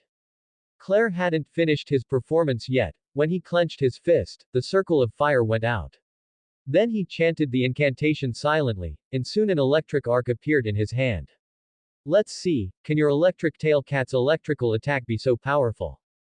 After speaking, Claire hesitated for a while, but decided not to let Regan run back and forth, so she pointed her finger out of the window, and the next second, a blue lightning bolt detached from Claire's fingertips, and penetrated directly into the sky. The opposite Lan Zhao was stunned. Seeing the other party's reaction, Claire was very satisfied. The lightning technique, just now was already an intermediate level magic, and it was considered the most attacking spell he could use at this stage. After the presentation, Claire picked up the magic book in his hand. The spell I just used is recorded on it, how about it? Can it be exchanged for that spell? Of course. Lan Zhao said excitedly. If he had learned the above spells, he would be able to get down on some elite level monsters even with his bare hands. Then let me also introduce to you our method of establishing contact with pets. Lan Zhao excitedly said, generally speaking, if pets can be cultivated from their eggs, their obedience will be the highest. But many times we have to capture our own pets from the wild, and at this time we need to use this method. It can establish a connection with pets, transmit our emotions to the other party, and also receive the emotions from the other party, so that the two understand each other, and forming a contract is much simpler. Claire nodded while listening, but the specific effect depends on how well it plays in this world. Then let's start trading, Claire said softly, putting the magic book in her hand into the trading space. Lan Zhao rummaged through boxes in his room to find it, and it took several minutes to rummage through the bottom of the pile of books. Looking at the book with a tattered cover, Lan Zhao scratched his head embarrassedly. This book is a bit broken, or I'll send you another pet egg. Your magic book is definitely better than our basic tutorial here. It's more precious. This is the businessman, Claire exclaimed in her heart. Apart from that 3-star egg, you can pick one. Lan Zhao said generously. Then take this aqua blue one. Claire pointed at random. Anyway, he didn't have much expectation for these pets as a gift, so he just picked a better color. Water cloud beast. Then I put it in the trading space. Lan Zhao picked up the aqua blue egg and put it into the trading space. After both sides press agree, the transaction begins. A book and aqua blue eggs appeared in Claire's trading space, and a happy transaction was successfully concluded. After the transaction was over, the countdown appeared. Lan Zhao told Claire some key tips about caring for pet eggs, and Claire also shared some magic tricks, and the trading channel was closed. The other party had mentioned adding friends, and Claire was moved for a while. www.mtlnovel.com. Only then did she realize that she had no trading points at all, so she could only add it from her friends when she got rich later. The interface returned to the original trading panel, and the items on the trading space were also transferred to the personal space. Claire glanced at the upper right corner habitually, and there was indeed a countdown where there was only a trading point, 15 days to go. Claire narrowed her eyes, and quickly figured out the reason. The planes matched by this level of cross-border transactions are not at the same level as the planes previously matched, and the consumption of transaction points is 3 times that of the previous ones. Therefore, after the transaction panel is upgraded, the time for energy storage will also be reduced. It has tripled the original energy storage time. But half a month can still afford to wait, not to mention half a month, even 3 or 5 years, he can afford it. The lifespan of an intermediate mage has exceeded that of ordinary people. As long as there are no accidents, it is impossible to live to 300 years old. Not a problem, not to mention that his strength is no longer growing. It is estimated that this energy storage time will be reduced again when he is promoted to senior mage. First put the book with a somewhat worn cover out. Like last time, the book was surrounded by light as soon as it appeared. This is the law of this book adapting to this world, and Claire is not surprised. However, when the aqua blue egg was released, there was no change. It must be the reason why there are magical beasts capable of mastering strange powers in this world. Putting the aqua blue egg on the table on the side, Claire didn't worry that someone would break it. Generally, no one was allowed to come up on the 6th floor of the castle. Then he picked up the book that had been converted into words and began to study it carefully. It was the mystery of knowledge from another world, how could it not be attractive? Thank you for watching. Continue exploring the fascinating world of Chinese novels with us. Hit that subscribe button on Chinese Novel Audiobook to stay updated with our latest stories, and never miss out on a great listen.